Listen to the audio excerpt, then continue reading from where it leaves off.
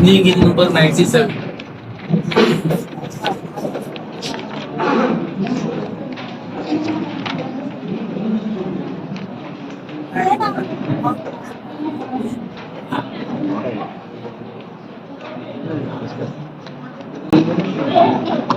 मेरो मन लागो, मेरो मन लागो, यीशु जी के ध्यान, यीशु जी के ध्यान। मेरो मन लागो, मेरो मन लागो, प्रभु जी के ध्यान, प्रभु जी के ध्यान। प्रेम की तेरी रीत निराली, प्रेम की तेरी रीत निराली, तेरी निराली शान, तेरी निराली शान, तेरी निराली शान। मेरो मन लागो, मेरो मन लागो, यीशु जी के ध्यान, यीशु जी के ध्यान। मेरो मन लागो, मेरो मन लागो, प्रभु जी के ध्यान, प्रभु जी के ध्यान। जो कोई तेरी शरण में आवे, जो कोई तेरी शरण में आवे, बच गए उसके प्राण, बच गए उसके प्राण, बच गए उसके प्राण। मेरो मन लागो, मेरो मन लागो, यीशु जी के ध्यान, यीशु जी के ध्यान। मेरो मन लागो, मेरो मन लागो, प्रभु जी के ध्यान, प्रभु जी के ध्यान। जिसने तेरा दामन छुआ, जिसने तेरा दामन छुआ, पाए शिवा उसियान, पाए शिवा उसियान, पाए शिवा उसियान। मेरो मन लागो, मेरो मन लागो, यीशु जी के ध्यान, यीशु जी के ध्यान। मेरो मन लागो, मेरो मन लागो, प्रभु जी के ध्यान, प्रभु जी के ध्यान। विनती हमारी सुनिए यीशु जी, विनती हमारी सुनिए यीशु जी, दीजो अपना ज्ञान, दीजो अपना ज्ञान, दीजो अपना ज्ञान। मेरो मन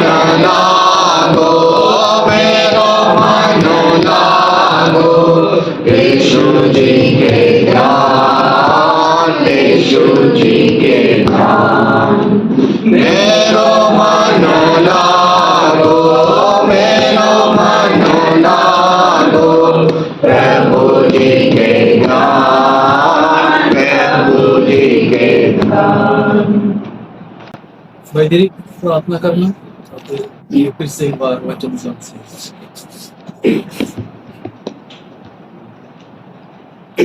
प्रार्थना करना। आमचा सरसवत प्रभू परमेश्वर, जो तू आकाश आणि पृथ्वीचा निर्माण करता थोर देव आहेस, जो तू अनन्य प्रभू परमेश्वर आहेस, हे सकाळची वेळ प्रभू म्हणजे नातीने पुन्हा तुझ्या पवित्र चरणामध्ये येऊन आपले पुस्तक लावून तुझ्या पवित्र नावाला धन्यवाद, तुझ्या पवित्र नावाला मान सन्मान गौरव धन प्रार्थना सावत ऐश्वर सर्व तुला धन सर्व गॅस योग्य तू प्रभू परमेश्वर थोर देवामध्ये योग का स्मरण करतो काय सकाळच्या चरणापर्यंत तो सहाय्य करतो झालास, आम्हाला चालवलास सांभाळलास, आमची गरज पुराठा केलास, तर प्रभू योग काल मानतो, धन्यवाद देतो प्रभू सकाळपासून 3 शिक्षण घ्यायला तुझा दास बंधू डेव्हिड सॅमसन तू सहाय्य करत झालास, आम्हाला ऐकण्यासाठी तू सहाय्य केलास, तुझं वचन करा तू आम्हाला चांगल्या गोष्टी तुझं म्हणणं तू देत नाहीस, तर प्रभू तुझे काळ मानतो, धन्यवाद दे. आम्ही मागच्या वर्षापासून प्रार्थना करत होतो आजच्या दिवसाबद्दल प्रभू, तू आम्हाला आजच्या दिवस सकाळच्या श्रमाबद्दल चालवलंस सांभाळलंस, त्याबद्दल आम्ही तुझे ऋणी असे आहोत, आम्ही तुला धन्यवाद देतो. प्रभू परमेश्वरा, तुझ्या सांगून बद्दल, तुझ्या दयाबद्दल, तुझ्या महान निस्वार्थ प्रीतीबद्दल, तुझ्या अनुग्रहाबद्दल, तुझ्या कृपाबद्दल आम्ही तुझी स्तुती करतो, तुला धन्यवाद देतो. आणि संपूर्ण वेळ तुझे सामर्थ हातावर सोपतो, तुझे दास आमचे बंधू डेव्हिड सॅमसन तुझे सामर्थ हातावर सोपतो, त्यांचे जर अजून जे काही विचार आणि तुझी इच्छा तुझे वचन जरा जे काय राखून ठेवलेस ते आम्हाला ऐकण्यासाठी तू सहाय्य कर प्रभू, आम्हाला समजण्यासाठी तू सहाय्य कर प्रभू, ख्रिस्त लोकांना बघू दे प्रभू, तुझं आकर्षण लोकांचं तुझं डोळ्याचं आकर्षण वधस्तंभ जाऊ दे प्रभू देवा, तुझ्याने प्रार्थना करतो आणि सर्व काय जे काय होतं ना असं गौरवृत्त होते इथपर्यंत पुरवठा केल्याबद्दल, तुझ्या सर अनुग्रहाबद्दल, तुझ्या सर सांगून बद्दल पुन्हा तुला धन्यवाद दे, तुझी स्तुती करत सर्व वेळ तुझं स्वाधीन ठेवत ही लहानशी प्रार्थना आमचा प्रभू येशू ख्रिस्त जो लवकर येणार आहे त्याच्या गोडाने पवित्र हात करतो म्हणून तू ऐक देवा, आमेन.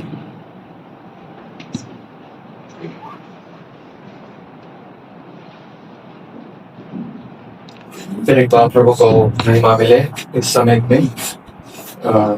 अभी हम लोग नीचे थे, वहां पर एक भाई ने मुझे सवाल किया, प्रभु यीशु मसीह को जैसे हमने वचन पढ़ा कि यीशु मसीह का भी उस समय लोग द्वेष करते थे, क्यों करते थे? उन्होंने वो सवाल किया, व्हाई जीसस वाज हेटेड। मैंने उनको कहा अभी आपको नहीं बताऊंगा, ऊपर जाकर ना ये सवाल का आंसर मैं बताओ। दुनिया यीशु मसीह को प्रेम, यीशु मसीह के ऊपर प्रेम भी करते हैं और यीशु मसीह का द्वेष भी करते हैं, दोनों चीज आपको मिलेगी इस पर देखूंगा। दुनिया को आज यीशु मसीह कौन चाहिए मालूम है? The world loves little be Jesus. दुनिया को छोटा यीशु अच्छा लगता है, क्योंकि उनको उस समय उसका आनंद मिलता है। छोटा यीशु ने यीशु गंवाने में, उस जर्नी में उनको वो अच्छा लगता है। पूरी दुनिया को इसके लिए क्रिसमस उनको अच्छा लगता है। कई कई हिंदू लोग भी क्रिसमस मनाते हैं, उनको वो यीशु चाहिए, उनको यीशु और अच्छा लगता है। कौन सा मन? यीशु जो चमत्कार करने वाला, जो चमत्कार करने वाला यीशु उनको अच्छा लगता है। बाइबल के अंदर भी देखोगे यीशु मसीह जब जा रहा था उस पहाड़ के ऊपर, 5000 से भी ज्यादा लोग उसके पीछे आ रहे थे। उनको यीशु अच्छा लगता है, चमत्कार करने वाले यीशु अच्छा लगता है, उनको छोटा यीशु भी अच्छा लगता है, उनको सब कुछ देने वाला यीशु अच्छा लगता है। लेकिन द वर्ल्ड हेट जीसस। कौन सा जीसस मालूम है? जो यीशु पाप के बारे में बताएगा वो यीशु उनको नहीं चाहिए।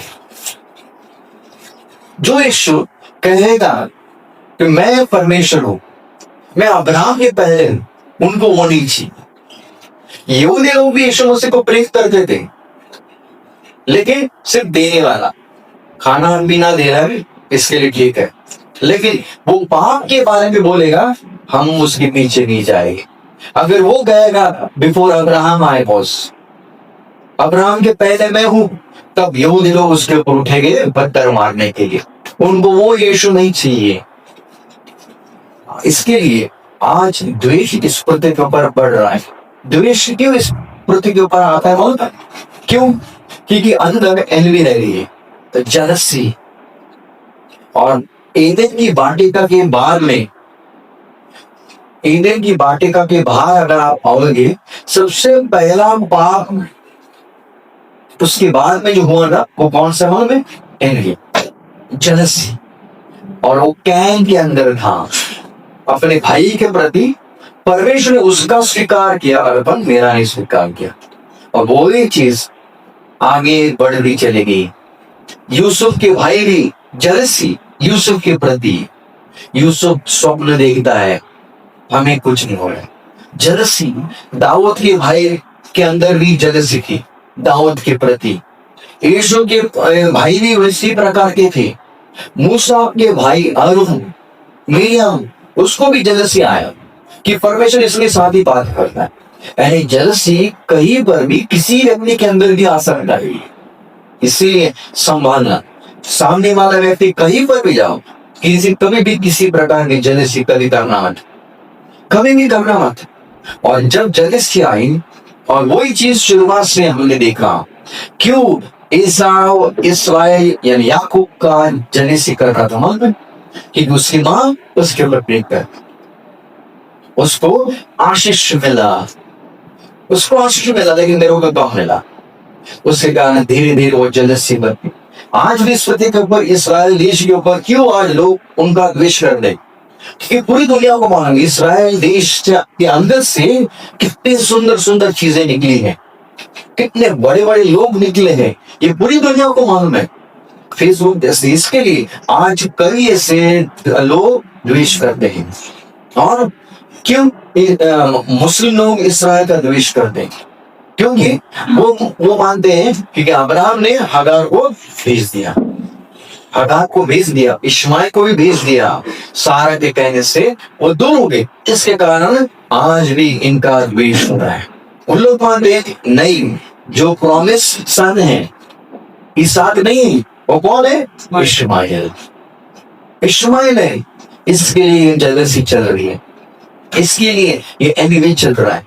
ये भी है कॉज आज इस पृथ्वी के ऊपर लड़ाई का कारण था। हमने पिछले सेक्शन में हमने देखा किस प्रकार इस पृथ्वी के ऊपर इस्राएल देश पिछले 4000 साल से जल रहा है, लेकिन परमेश्वर की उपस्थिति वहां पर। मछली आग के ऊपर, लेकिन प्रभु की उपस्थिति वहां पर है।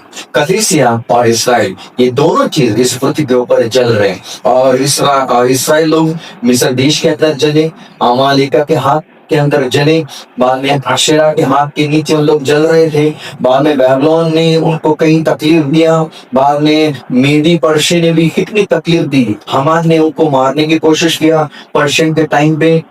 बाद में ग्रीक के राज्य के अंदर भी हमने देखा किस प्रकार यहूदी लोगों को उस समय भी सताव किया गया। आज भी मुस्लिम लोग उनका द्वेष करते हैं। इतना ही नहीं, कई साल के पहले हिटलर, पूरी दुनिया को मालूम है, एक ऐसा डिक्टेटर इस पृथ्वी के ऊपर आके चला गया जिसने लगभग 11 लाख यहूदी लोगों को मार दिया उसके जीवन में। उसने फिर वो आदमी, पुरुष और छोटे छोटे बच्चे भी उसने मार दिया। हम सबको मालूम है, इतिहास में उसके बारे में हम सब ने पढ़ा है। ये उसके ट्रेन के अंदर, बोगी के अंदर वो डालता था, कुछ एक अच्छा रीजन देके उनको डालता था, और भरती पूरी वो ट्रेन पैक होती थी, और इसराइल यहूदी लोगों को यूरोप में लाता था।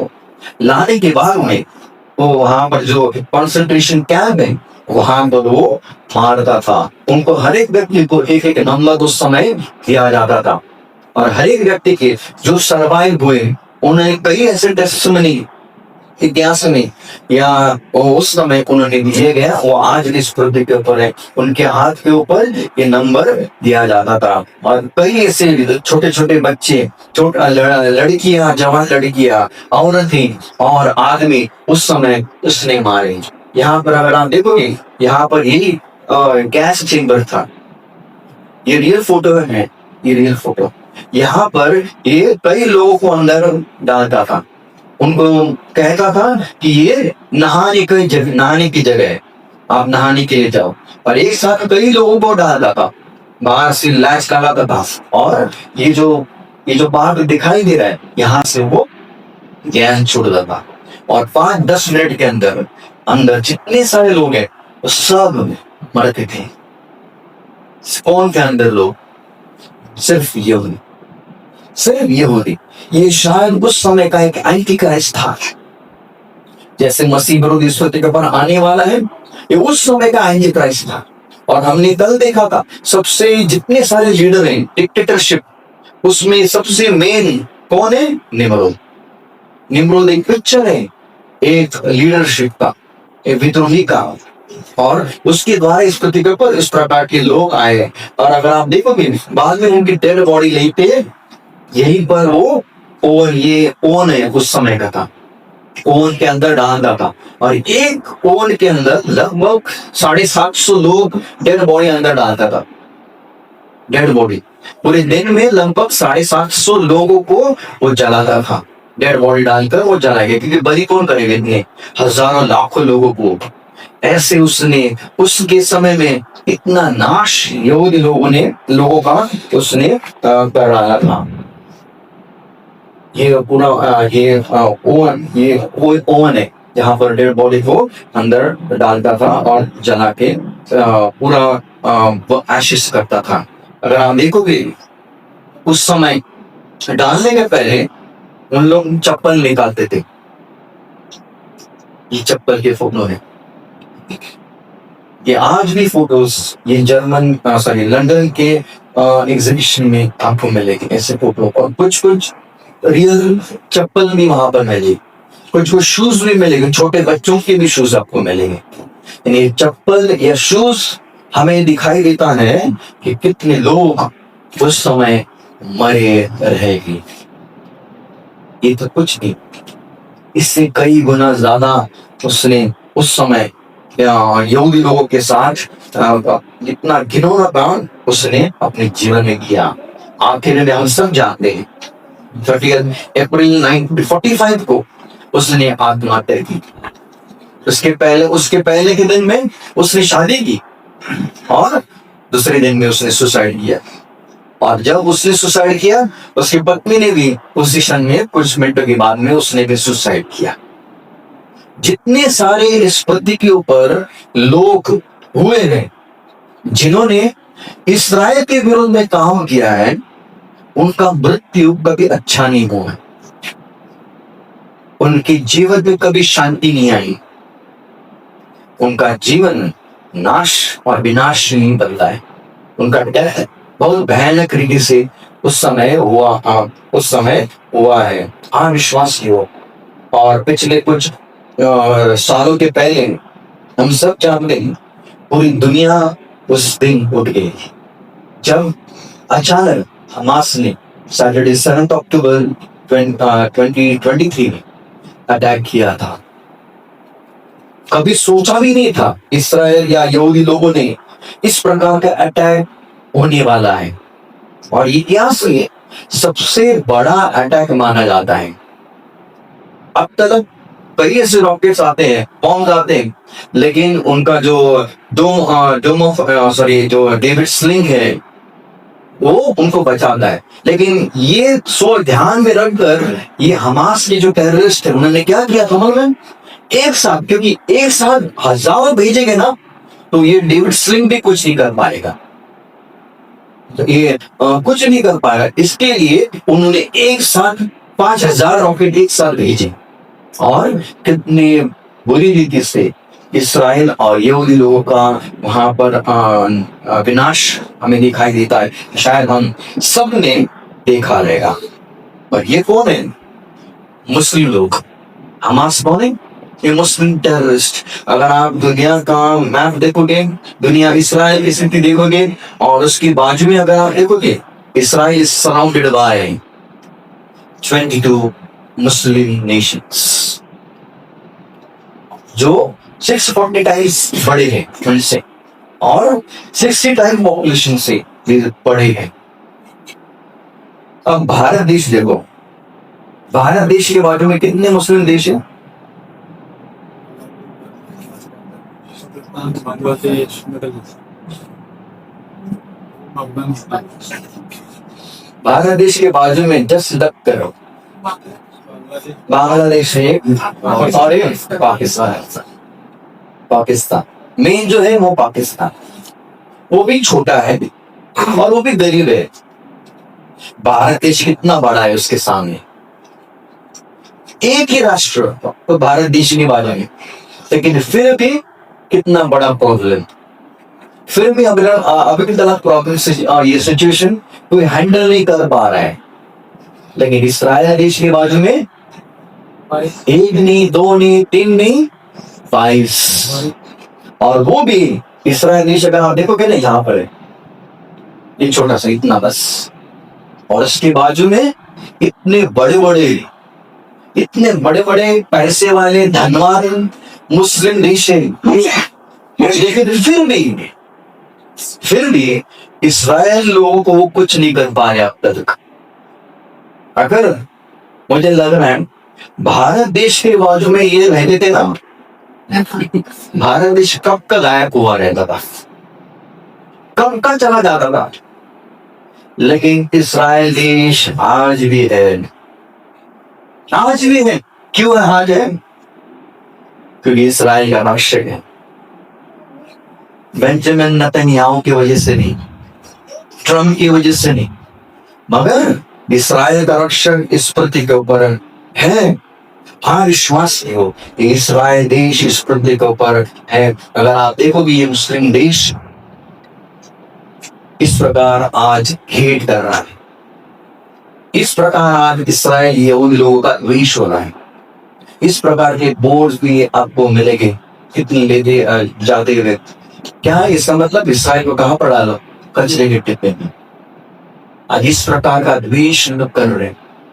मुस्लिम का लोग कह रहे हैं बॉयकॉट कोका कोला, ये ड्रिंक बॉयकॉट करो। क्यों? क्योंकि वही से आया है तो ये चीजें। लेकिन लोग बॉयकॉट कैसे करेंगे? कुछ बर्गर, कई ऐसे जो फ्रेंचाइज है वहां से इसराइल देश से आए, उन लोग वहां पर जाते भी नहीं, वहां पर जाएंगे नहीं। क्यों? क्योंकि वो इसराइल का है। लेकिन मोबाइल फोन यूज करेंगे, उसके बिना चलेगा ही नहीं। क्योंकि इसके बिना मोबाइल फोन इसराइल के बिना चलेगा ही नहीं। भले वो चाइना में बनने दो या इंडिया में बनने दो, उसके अंदर जो भी चीजें लिखी है, वो जो भी चीजें है यूज किया हुआ, वो इसराइल ही बनाएगा। हाँ, विश्वास हो। पूरी दुनिया और ये बाहर जो देश है वो एक ही चाहते हैं, उनकी एक ही प्रार्थना है, एक ही प्रार्थना है, ये देश इसराइल देश इस पृथ्वी के ऊपर से मिट जाए। लेकिन उनको मालूम नहीं ये देश बाइबल के हिसाब से कभी मिटने वाला नहीं। कई लोग ऐसे भी इस पृथ्वी के ऊपर आपको मिलेंगे, नास्तिक मिलेंगे ना, जो कह देगी परमेश्वर है ही नहीं, परमेश्वर नहीं। बाइबल उनके बारे में क्या कहता है? द फूल्स इज, मूर्ख कहता है कि परमेश्वर है ही नहीं, यानी वो मूर्ख है। परमेश्वर है, क्या प्रूफ है परमेश्वर है? कोई बता सकता है? ये सृष्टि है, ये पृथ्वी है, हम सांस ले रहे हैं, ये है, ये सब जो भी नेचर है वो बताता है कि परमेश्वर है। सारी चीजें, Does God exist? हाँ, है परमेश्वर। लेकिन इस पृथ्वी के ऊपर एक ऐसी चीज है जो प्रूफ करती है कि गॉड इज देयर, और कौन है में? The nation of Israel. Israel का देश इस पृथ्वी के ऊपर होना, ये एक कई ऐसे कारण में से एक सबसे महत्वपूर्ण कारण है। बताता है कि गॉड एग्जिस्ट। अगर परमेश्वर नहीं रहता, इसराइल भी नहीं रहता। आज परमेश्वर है, इसके लिए इसराइल देश भी है। आज इसराइल है क्यों? क्योंकि इस परमेश्वर है। एक प्रूफ देता है या बताता है कि गॉड इज देयर। हाँ, विश्वास की हो, इसराइल परमेश्वर के लिए कौन है मालूम है? और जकरिया उसका दूसरा अध्याय 8वां पद कोई पढ़ेंगे?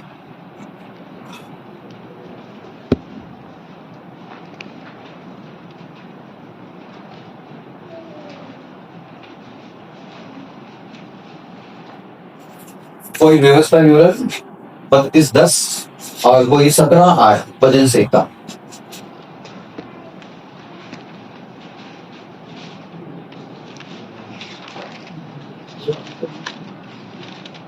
जकरिया 2:8। क्योंकि सेनाओं का यहोवा यो कहता है, उस तेज के प्रकट होने के बाद उसने मुझे उन जातियों के पास भेजा है जो तुम्हें लुटती थी, क्योंकि जो तुम को छूता है वह मेरी आग की पुतली को छूता है। जो तुम्हें छुएगा वो किसको छुएगा? परमेश्वर की आग की पुतली को। इसराइल कौन है मालूम है? द एप्पल ऑफ गॉड्स आई। हमारा जो आग का जो पुतली है एक सेंसिटिव पार्ट माना जाता है। इसके लिए हमेशा जो आईलिड्स रहते हैं ऊपर नीचे करते हैं, ढकते हैं, क्लीन करने का काम करता है। क्लीन करने का काम ये करता है। और हमेशा जब भी कुछ आता है हमारी आंखें बंद बंद करते हैं। एक सेंसिटिव है, थोड़ा सा भी कुछ हुआ, थोड़ा सा भी कुछ हुआ तो शायद आग जा सकता है। यहां पर इसराइल होने वाला में परमेश्वर की आग की पुतली है। अगर आप ड्यूटरनॉमी 32:10 पढ़ोगे वहां पर भी मिलेगा। भजन संहिता 17:8 पढ़ोगे वहां पर भी मिलेगा आपको गॉड्स आई बॉल। इसराइल आज परमेश्वर की आग की पुतली है। यानी जो देश, जो लोग जब इसराइल के ऊपर हमला करते हैं, उन लोग किसके ऊपर हमला करने वाले हैं? परमेश्वर की सेंसिटिव पार्ट, वो सेंसिटिव पार्ट वो है आई बॉल। जब अक्टूबर में हमास ने अटैक किया, उनको नहीं माना हम लोग इसराइल को ऊपर अटैक कर रहे हैं, लेकिन उन्होंने परमेश्वर के सेंसिटिव पार्ट को अटैक किया। बस 2 दिन के लिए अटैक कर पाए। बाद में तीसरे दिन हम सब जानते हैं इसराइल ने क्या किया। इसराइल ने क्या किया, उनका नाश हम सब जानते हैं। हाँ, विश्वास किए ये गॉड्स आई बॉल है। इसके लिए इस पते के ऊपर अगर आप देखोगे आज कौन है? हमने देखा था इजिप्ट, एशियन इजिप्ट चला गया है। फिलिस्तीन जिन्होंने इसराइल को बहुत सताया उस समय चले गए। आशेरा चले गए। एशियन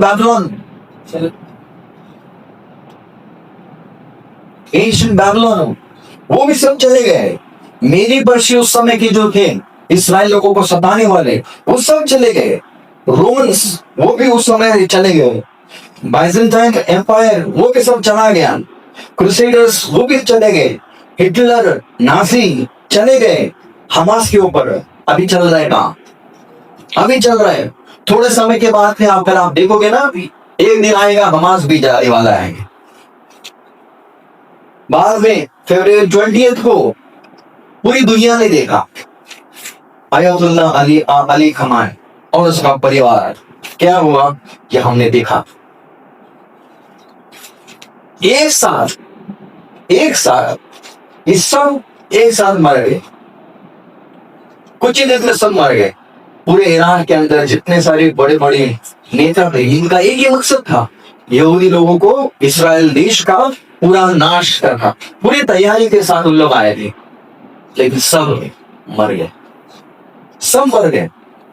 यहाँ पर अगर आप देखोगे, ये मैंने वहां पर डेट भी लिखे, इतने लोग एक साथ मर गए। उनके बड़े बड़े लीडर्स एक साथ उन लोग मर गए। क्यों मर गए हम? भजन संहिता 121:4 पे लिखा है, Behold, he that keepeth Israel, neither slumber nor sleep. वो सोता नहीं, वो न सोने वाला परमेश्वर है। हम सो जाएंगे, लेकिन जो परमेश्वर इस्राएल के साथ है वो कभी सोने वाला वो परमेश्वर नहीं है। और इसलिए अगर आप देखोगे ये सब मर गए। अगर आप देखोगे ईरान की स्थिति उस समय जब ये बॉम्ब डाला गया, अमेरिका और इस्राएल दोनों ने मिलकर ये नीचे गया। ये जो लीडर है जहां पर ये बैठता था, ऊपर से यानी जमीन से नीचे जाने के लिए जहां पर उसने अपना डेरा रखा था, इस सब लीडर्स नीचे जाने के लिए लिफ्ट से कम 6 मिनट लगते थे। इतना नीचे उसने सिक्योरिटी बनाया था।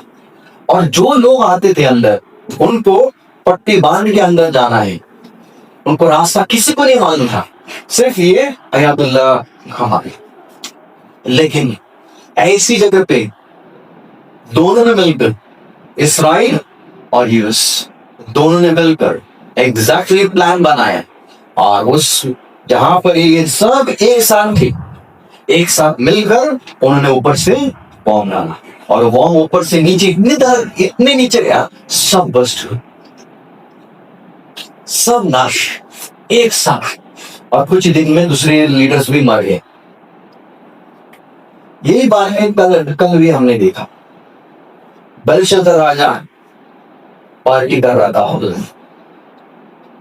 पार्टी कर रहा था, और दो राजा दायश और पुरुष दोनों ने अटैक किया पटाश, लेकिन वहां पर दानियल बच गया। ये स्थिति उस समय हुई थी, फेब्रुअरी में। ये स्थिति इस्राएल के विरोध में जो जाएगा कभी आएगा नहीं, लेकिन परमेश्वर एक कहता है, एजकेल उसका 18-30 ऊपर क्या लिखा है?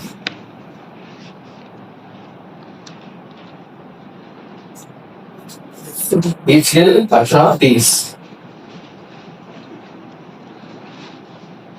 प्रभु यहोवा की ये वाणी है, क्या मैं दुष्ट के मरने में तुझे मुक्तन होता हूँ?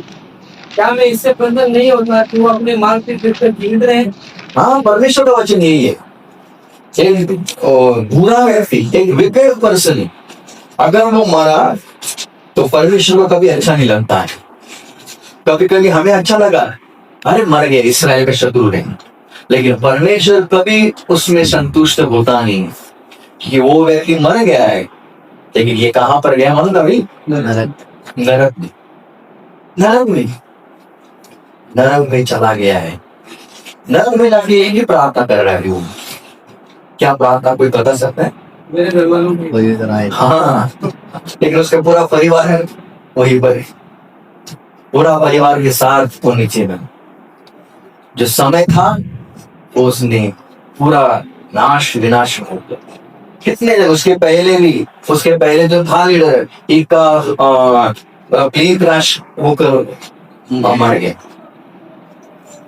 अलग अलग तरीके से मर गए।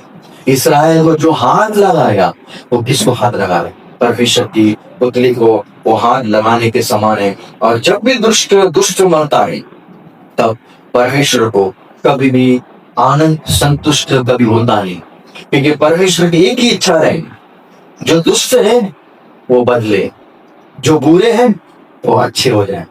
नए नियम में अगर आप देखोगे, दुष्ट कौन था? शाऊल, और परमेश्वर का अनुग्रह उसके ऊपर हुआ, वो बदला, शाऊल का पाउल हुआ, और परमेश्वर ने उसके ऊपर अपना अनुग्रह डाला और उसका इस्तेमाल परमेश्वर के राज्य के लिए किया। हम कैसे भूल सकते डेविड एंड गोलियत को? गोलियत उस समय पावरफुल था, पूरे इस्राएल लोग डर रहे थे, डर के मारे बैठे थे। 1 दिन, 2 दिन, 3 दिन, 40 दिन, लेकिन एक दिन आया, दाऊद वहां से निकला, और बस कुछ ही क्षण में गोलियत नीचे आए। जो इतने दिन गोलियत इस्राएल लोगों को सता रहा था, वो कुछ ही क्षण में नीचे चला गया। कितने दिन से ईरान उनको सता रहे थे, लेकिन ईरान की स्थिति अभी क्या है, कितनी भयानक। बाइबल के अंदर ईरान के बारे में बहुत कुछ लिखा है। अगर आप देखोगे, कोई मेरे लोग पर उसका 10वां अध्याय 22वां पद पे पढ़ेंगे, पुराने नियम में ईरान के बारे में क्या लिखा है? जेनेसिस 10:22। शेम के पुत्र इलाम, अश्शूर, इलाम ये कौन है मालूम है? ईरानी लोग। ईरान आज जो देश है ना, ये इलाम वहां पर लिखा है। ये इलाम बाद में दानियल उसका 8वां अध्याय और दूसरा पद 8।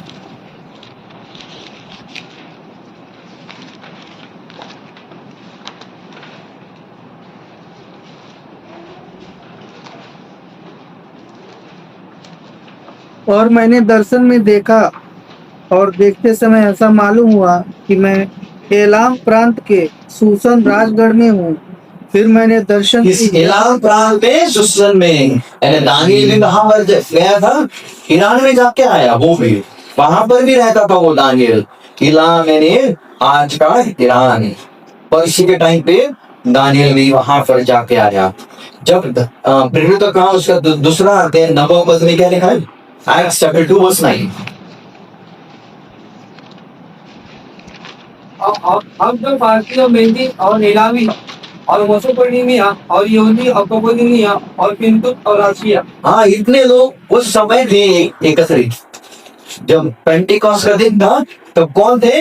ईरानी लोग भी थे। ईरान वहां पर था, यानी उस समय ईरान में से भी कई लोग थे वहां पर।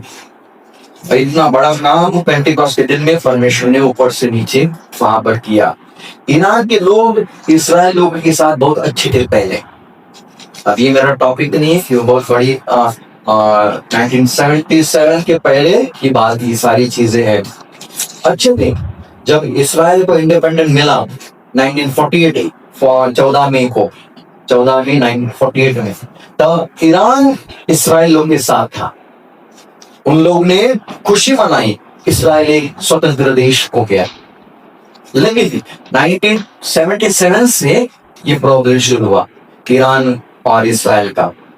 उनका जो उस समय जो राजा था, वो राजा इसराइल देश में चला गया और बाद में वो यूएसए में चला गया। कुछ प्रॉब्लम अंदर क्रिएट हुआ, इस कारण वो भाग के चला गया। और जो बाद में जो ईरान के अंदर जो राजा आए, वो बहुत खराब थे, इसराइल के विरोध में थे। इसके कारण आज भी ये प्रॉब्लम उसके द्वारा आज भी इस पृथ्वी के ऊपर वो प्रॉब्लम चल रहा है। लेकिन ईरानी लोग मुस्लिम लोग नहीं है। ईरानी लोग ये मुस्लिम लोग नहीं। ईरानी कौन है? पारसी लोग।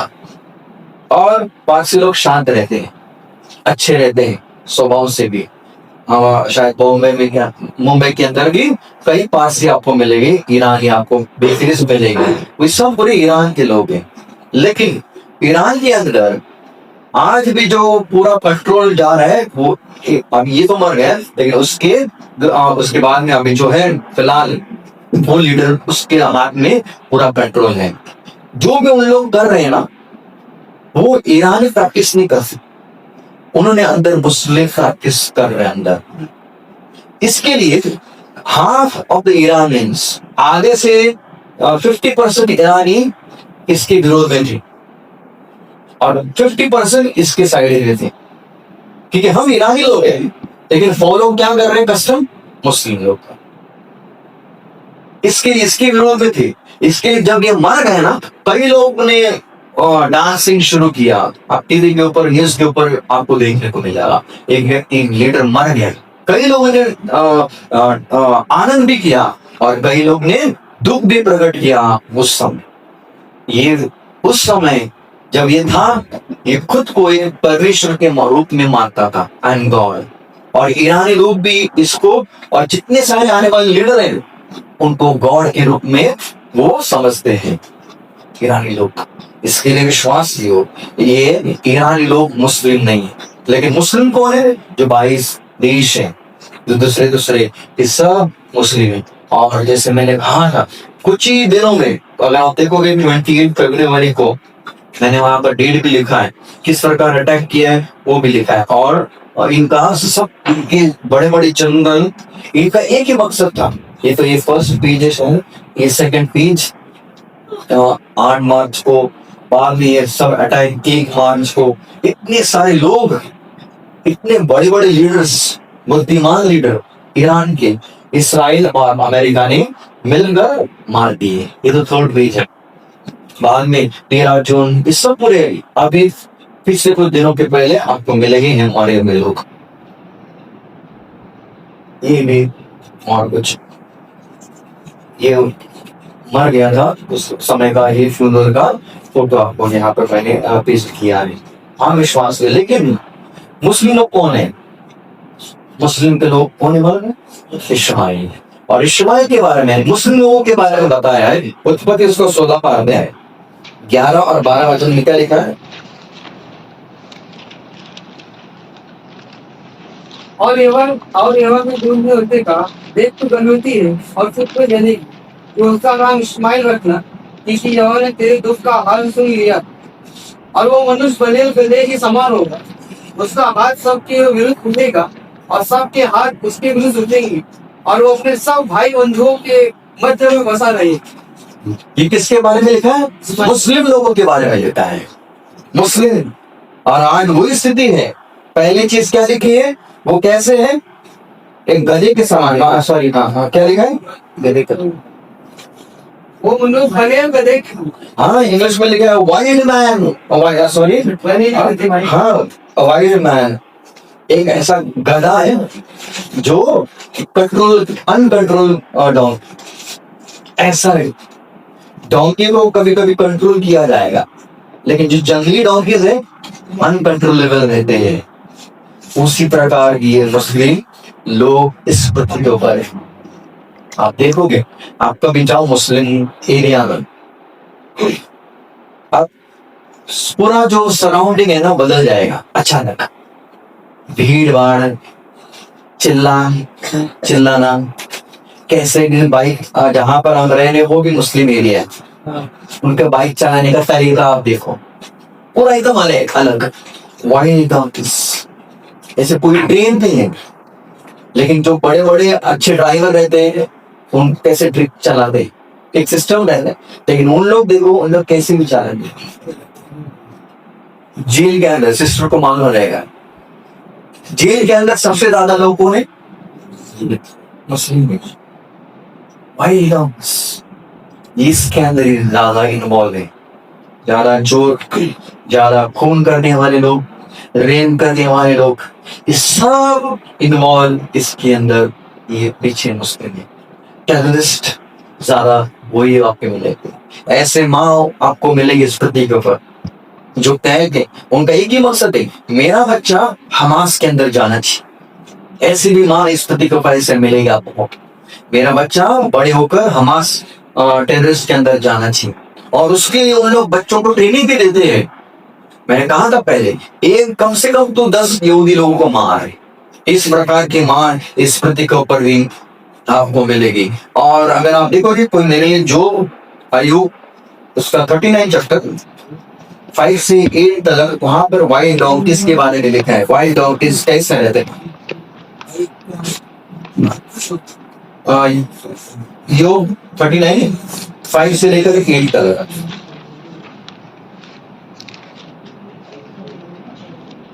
इसने बनियान गधे को तालीम करके छोड़ दिया है, कितने इसके बंधन खोले हैं। उसका घर में मैंने निर्जर देश को और उनका निवास रोनिया भूमि को ठहराया है। वो नगर की कोलाहल पर हंसता और हंसने वाले की हाथ सुनता भी नहीं। पहाड़ों पर जो कुछ झूलता है उसे वो चलता और सब घाटी की हरियाली ढूंढता फिरता है। क्या जटिल सांग तेरा काम प्रसन्न से करेगा? क्या वो तेरी चरनी के पास रहेगा? ये वाइल्ड डोंकीज के बारे में लिखा है, किस प्रकार के वाइल्ड डोंकीज रहते हैं। कहीं पर भी जाना, कहीं पर भी आना, कहीं सब पूरा करता काम। और वही स्थिति आज मुस्लिम लोग की इस पृथ्वी पर हमें दिखाई देती है। और जेनेसिस 16 वर्स 10 में क्या लिखा है?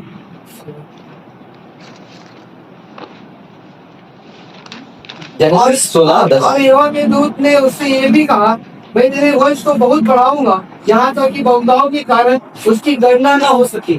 इतने बड़ा होगा वो गिन नहीं पाएगा। आज मुस्लिम देश, मुस्लिम लोग कितने हैं? बच्चे हम पैदा कर रहे हैं 1 या 2 या 3। मुस्लिम लोग कितना पैदा करते हैं? 8 10। कोई लिमिट ही नहीं है। और आज इस पृथ्वी के ऊपर वैसे ही हो रहे हैं। कई साल के पहले बाइबल के टाइम पे टर्की, ये तो देश है ना टर्की, एक क्रिश्चियन देश था, लेकिन अभी मुस्लिम देश बन गया है। क्रिश्चियन कम होते जा रहे हैं और मुस्लिम बढ़ते जा रहे हैं। परमेश्वर ने पहले ही कहा था विदाउट नंबर। मगर इसराइल देश कितने हम? इसराइल लोग इस पृथ्वी के ऊपर कितने? इसराइल का आज पॉपुलेशन कितना है? ये शायद मुझे लग रहा है 1 करोड़ भी नहीं रहेगा। भारत देश का पॉपुलेशन कितना है? 140 या 145 रहेगा सीआर।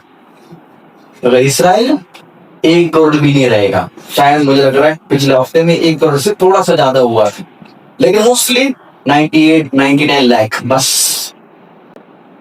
इतने छोटे देश, इतने छोटे से लोग, मगर फिर भी तो उसको हाथ भी नहीं लगा पा रहे। इतने कम लोग, लेकिन कोई उसको हाथ भी नहीं लगा पा रहा है।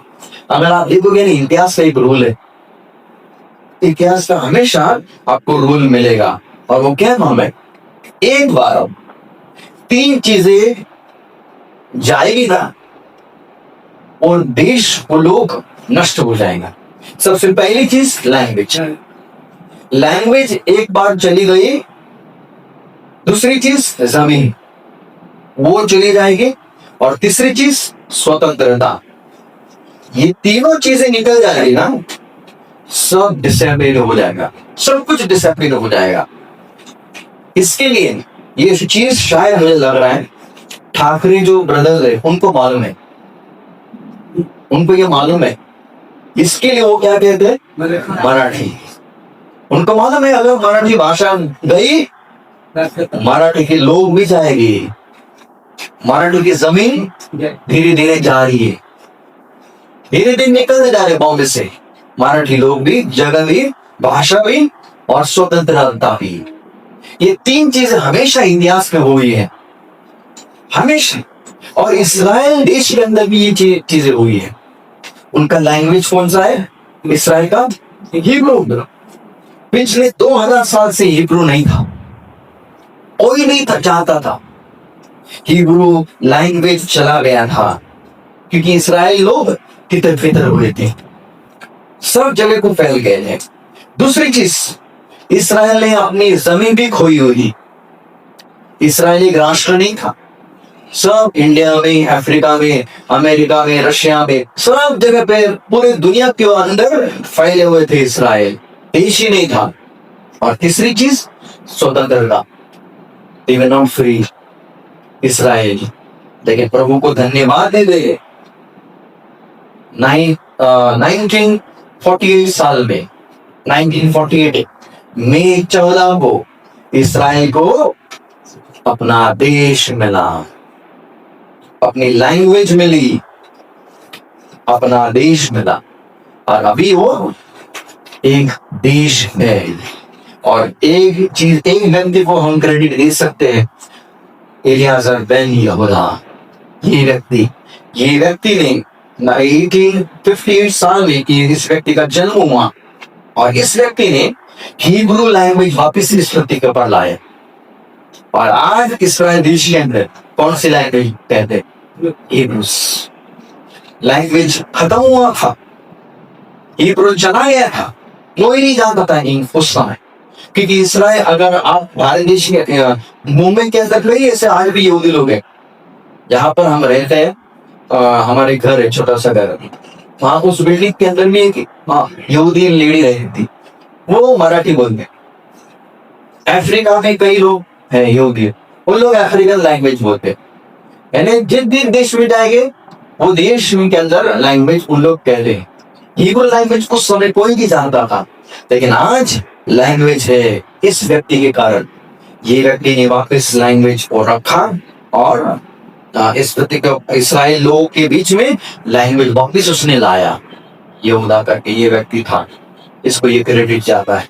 आज दूसरी चीज, उनको जमीन भी मिली, उनकी जमीन भी है। और आज एक ऐसा देश है जो स्वतंत्रता में आज रहने वाला ये देश, इस पृथ्वी के ऊपर देश है। इसके लिए यिर्मयाह उसका 31 वचन,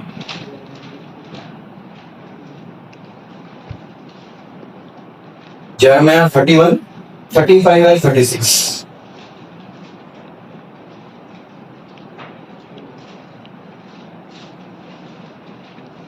इसलिए दिन में प्रकाश देने के लिए सूर्य को और रात में प्रकाश देने के लिए चंद्रमा और तारागण के नियम ठहराए हैं, जो समुद्र को उष्णता और उसकी लहरों को दर्शाता है।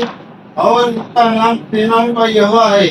वही यहोवा जो कहता है, यदि ये नियम मेरे सामने से उतर जाए तो ही ये हो सकेगा कि इस्राएल का वंश मेरी दृष्टि में सदा के लिए एक जाति रहने की अपेक्षा सकेगा। परमेश्वर क्या कह रहा है? इस्राएल लोग और इस्राएल देश कब तक रहेगा? जब तक ये सूरज और चांद है तब तक रहने वाला है। आज मुस्लिम लोग क्या कहते हैं? हम इस्राएल को वाइप आउट करेंगे। आज हिटलर का नया उद्देश्य था, मुझे इस्राएल लोग और इस्राएल यहूदी लोग पूरी दुनिया से गायब करना है। और उसने उसके समय में कम से कम 50% पॉपुलेशन को मार दिया था यहूदी लोगों को, हिटलर नहीं उस समय। लेकिन फिर भी आज हिटलर नहीं है, आज इस्राएल देश इस पृथ्वी के ऊपर है। परमेश्वर का वचन क्या कहता है? इस्राएल हमेशा के लिए रहने वाला है। भले मुस्लिम लोग कहने दो इस्राएल देश अभी जाएगा, भले कौन सा अयतुल्लाह खमानी आने दो, इस्राएल देश को गायब करने वाला हूं मैं। कौन सा भी देश आने दो, कौन सा भी लोग आने दो, कभी ये होगा नहीं। क्यों होगा नहीं मालूम है? कि परमेश्वर इस्राएल के साथ है, इस्राएल के साथ परमेश्वर है। हाँ विश्वासियों, शायद मुझे लग रहा है हम 5 मिनट के बाद में हम कुछ आगे की चीजें हम देखेंगे, किस प्रकार हमें एक जिम्मेदारी दी है इस्राएल के प्रति और हम क्या करना चाहिए इस्राएल के प्रति। प्रभु करेंगे वचन को फिर अपनी आशीष दे। आमीन। फिर एक बार प्रभु का हम धन्यवाद दे सकते हैं ये अवसर के लिए। हम देख रहे हैं इस्राएल देश के ऊपर और इस्राएल के जो अलग अलग प्रकार का अटैक हो रहे हैं उसके ऊपर भी हमने कुछ समय मन किया। आइए हम और आगे जाएंगे और देखेंगे इस्राएल की स्थिति और हमारा करते हुए इस प्रति के ऊपर इस्राएल के प्रति क्या है उसके ऊपर भी हम मन करने वाले कुछ मिनटों में। इस्राएल इस प्रति के ऊपर इस्राएल का कोई नाश कर नहीं पाएगा। भले एक छोटा सा देश है, भले सिर्फ 1 करोड़ की पॉपुलेशन है यहूदी लोग, लेकिन फिर भी दुनिया आने दो, कौन सी भी चीज लोग आने दो, यहाँ पर कितने भी लोग रहने दो, भले अमेरिका भी बाद में बाइबल के हिसाब से अमेरिका भी यहाँ पर ही रहने वाले हैं, भारत देश भी यहीं पर रहने वाला है, कोई भी यहाँ पर आने दो, लेकिन एक वहां पर है वो काफी है और वो कौन है? परमेश्वर। आप देखोगे ये जो फ्रेज है द लॉर्ड गॉड ऑफ इस्राएल, ये जो फ्रेज है ये लगभग 203 बार आता है बाइबल में। 203 बार, 201 बार पुराने नियम में आता है और 2 बार सिर्फ नए नियम में आता है। मैंने यहाँ पर वचन भी लिखे हैं।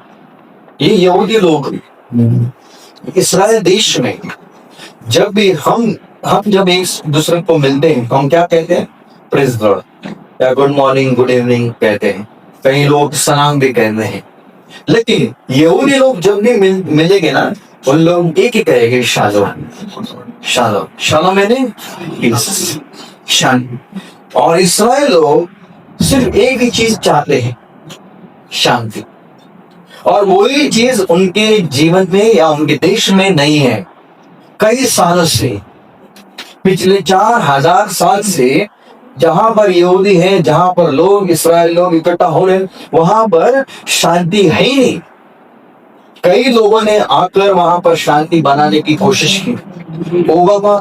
ओबामा जो प्रेसिडेंट हो गए उसका भी वही मकसद था, यहाँ पर इस्राएल देश में शांति लाने का मकसद, लेकिन वो भी फेल हुआ। ट्रम्प भी कई साल से ट्राई कर रहा है लेकिन वो भी फेल हो रहा है। बेंजामिन नेतन्याहू उसने भी ट्राई किया लेकिन वो भी फेल हो जाने वाला है। इस पृथ्वी के ऊपर इस्राएल देश के अंदर कोई भी शांति कभी लाएगा नहीं, लेकिन एक ही व्यक्ति ला सकता है और वो है शांति का राजकुमार। क्यों शांति नहीं मालूम है? कई साल के पहले उन्होंने शांति के राजकुमार को रिजेक्ट किया, इसके लिए अभी भी शांति। ये तो फर्स्ट हाफ आंसर है। क्यों शांति नहीं आज इस्राएल देश में? क्यों आज इस्राएल देश चल रहा है? क्यों मालूम है? इतना समय हमारी पास नहीं है पुरानी चीजें बताने के लिए, लेकिन तीन खून इस्राएल लोगों ने किया। 3 खून। सबसे पहला खून उन्होंने जो किया इस्राएल लोगों ने, यहूदी लोगों ने, वो है यूहन्ना बपतिस्मा करने वाला। आप कहोगे नहीं वो तो हेरोद की पत्नी थी उसके पीछे, ठीक है, लेकिन यहाँ तो बपतिस्मा करने वाले लोगों जो उस समय जो यहूदी लोग थे ना वो भी पसंद नहीं करते थे, ज्यादा लोग उसको पसंद नहीं करते थे, उसके विरोध में जाने वाले थे लोग उस समय। यानी पहला खून उन्होंने किसका किया मालूम है? बपतिस्मा करने वाला यूहन्ना। और जब उन्होंने इसका खून किया तब उन्होंने पिता के विरोध में काम किया, पिता परमेश्वर के विरोध में काम किया, क्योंकि यूहन्ना को किसने भेजा था? पिता ने, गॉड द फादर।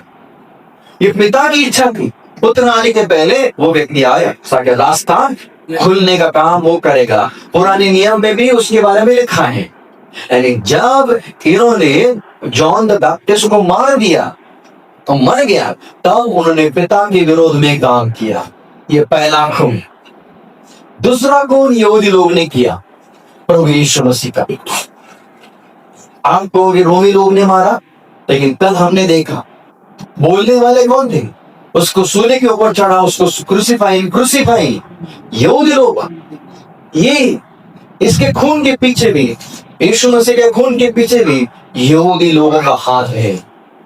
यानी उन्होंने आगे दूसरा खून करके किसके विरोध में काम किया, पाप किया? हम में पुत्र के विरोध में काम किया। लेकिन और एक तीसरा भी खून किया उन्होंने, वो है स्टीफन को मारा, पत्थर मार के उसका खून किया। जब स्टीफन को मारा तब उन्होंने किसके विरोध में पाप किया? पवित्र आत्मा के विरोध में काम किया। पवित्र आत्मा के विरोध में पाप किया गया उन लोगों ने। और बाइबल क्लियरली कहती है जो पिता के विरोध में पाप करेगा या पुत्र के विरोध में पाप करेगा उनकी क्षमा मैं करूंगा। लेकिन जो भी व्यक्ति पवित्र आत्मा के विरोध में काम करेंगे उनकी क्षमा कभी नहीं होगी। जब उन्होंने स्टीफन को मारा उन्होंने पवित्र आत्मा के विरोध में पाप किया था। इसके लिए आज भी इस्राएल की स्थिति आज आप देख कितनी भयानक है।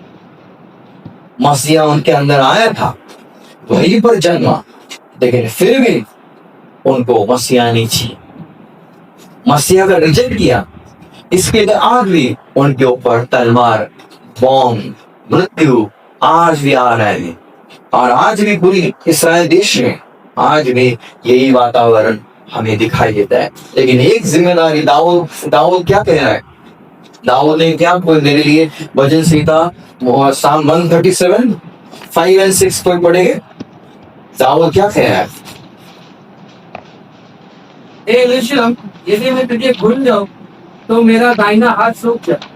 यदि मैं तुझे स्मरण न रखूं, यदि मैं यरूशलेम को अपने सब आनंद से श्रेष्ठ न जानूं, तो मेरी जीभ तारों से चिपक जाए। हाँ, बस दाऊद एक म्यूजिशियन था, दाऊद एक सिंगर भी था। दाऊद यहाँ पर एक प्रार्थना कर रहा है। और क्या प्रार्थना कर रहे हैं मालूम है? अगर मैं यरूशलेम को भूल जाऊं, अगर मैं यरूशलेम को भूल जाऊं तो मेरा राइट हैंड क्या हो जाए? सूख जाए। जाकिर हुसैन मालूम? जाकिर हुसैन कौन था?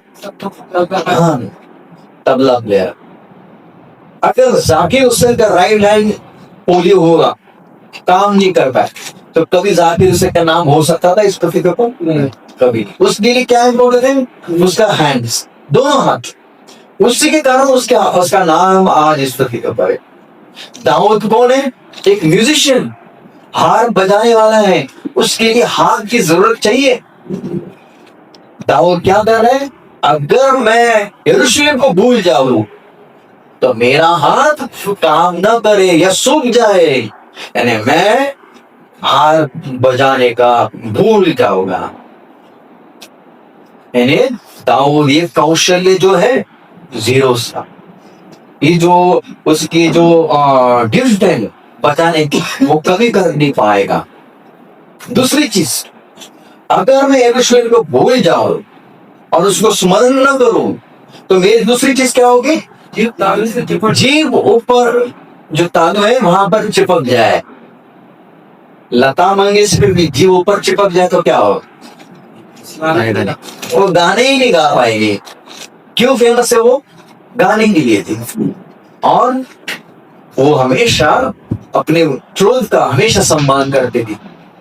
यानी गाना गाने के लिए जी अच्छी होनी चाहिए, अगर वो बीच में अटकी या चिपकी या कुछ उसको जख्म हुआ तो स्पीच में गाना गाने में प्रॉब्लम आएगा। दाऊद भी सिंगर था और इसके लिए वो कह रहा है अगर मेरी जीभ, अगर मैं तुझे बोलूं या यरूशलेम को बोलूं तो मेरी जीभ ऊपर चिपक जाए। यानी ये दोनों चीज दाऊद के जीवन में नहीं रहती थी ना, दाऊद का जीवन एक लाइफलेस होता था, लाइफलेस। आज हमारे जीवन में भी यही प्रार्थना होनी चाहिए। क्या हम यरूशलेम को भूल रहे हैं? क्या भूल रहे हैं? यरूशलेम के लिए प्रार्थना करना हमारी जिम्मेदारी है। यहूदी लोगों के लिए, इस्राएल लोगों के लिए प्रार्थना करना हमारी जिम्मेदारी है। क्यों? बाइबल वहीं से आया। साल्वेशन कहां से आया? Salvation of the Jews. यही से पहला सुसमाचार का प्रचार कहां पर हुआ? यही यरूशलेम में। बाइबल के अनुसार आखिरी सुसमाचार दूध देने वाला है यरूशलेम में। यरूशलेम में प्रभु यीशु मसीह कितनी बार जहाँ पे आया? बाइबल के अनुसार यरूशलेम में यीशु मसीह का राज्य आने वाला है। यानी पूरी दुनिया का सेंटर यरूशलेम है और हम उसको कितनी बार भूल जा रहे हैं। विश्वासी इसके लिए रिमेंबर जेरूशलेम हमेशा याद रखना अपनी प्रार्थना में, क्योंकि उनके ऊपर आज भी ये लड़ाई चल रही है। आज भी इसहाक और इश्माइल की लड़ाई आपको मिलेगी। आप कहोगे या उसका सेकंड आंसर जो भाई ने सवाल किया था, क्यों आज इस्राएल लोगों का द्वेष हो रहा है, क्यों? उसका सेकंड पार्ट हम देखने वाले अभी। उसका सेकंड पार्ट, उस आंसर उस क्वेश्चन का, क्यों आज इस पृथ्वी के ऊपर इसहाक और इश्माइल की लड़ाई हो रही है? क्यों लड़ाई हो रही है?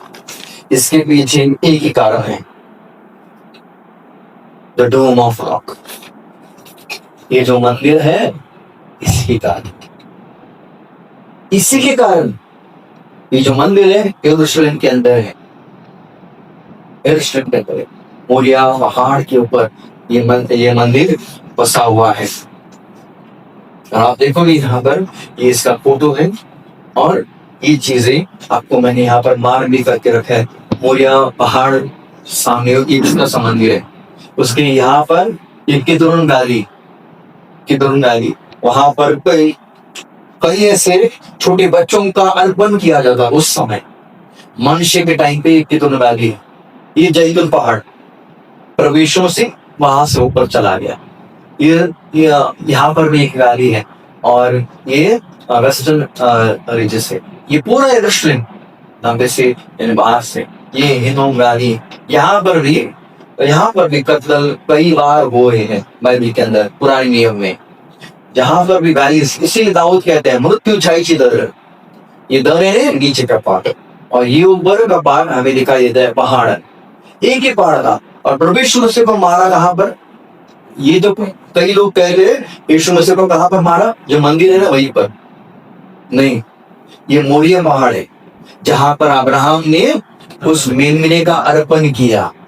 एग्जैक्टली उसके सामने ही वो स्पॉट, लगभग आधा या 1 किलोमीटर दूर वहां पर ही स्पॉट है जहां पर कैलवरी गुलगुता करके वो स्पॉट था। इसी एरिया में ये वैली के आसपास में वो स्पॉट वहां पर रहेगा और वहां पर उसको मारा। और एग्जैक्टली उसके सामने और थोड़ा सा दूर वहां पर लाजरस, मार्था, मरिया रहते थे जैतून पहाड़ के ऊपर, वहां पर उनका घर था। वहीं पर गेत्सेमनी बाग, वहीं पर यीशु मसीह स्वर्ग में चला गया।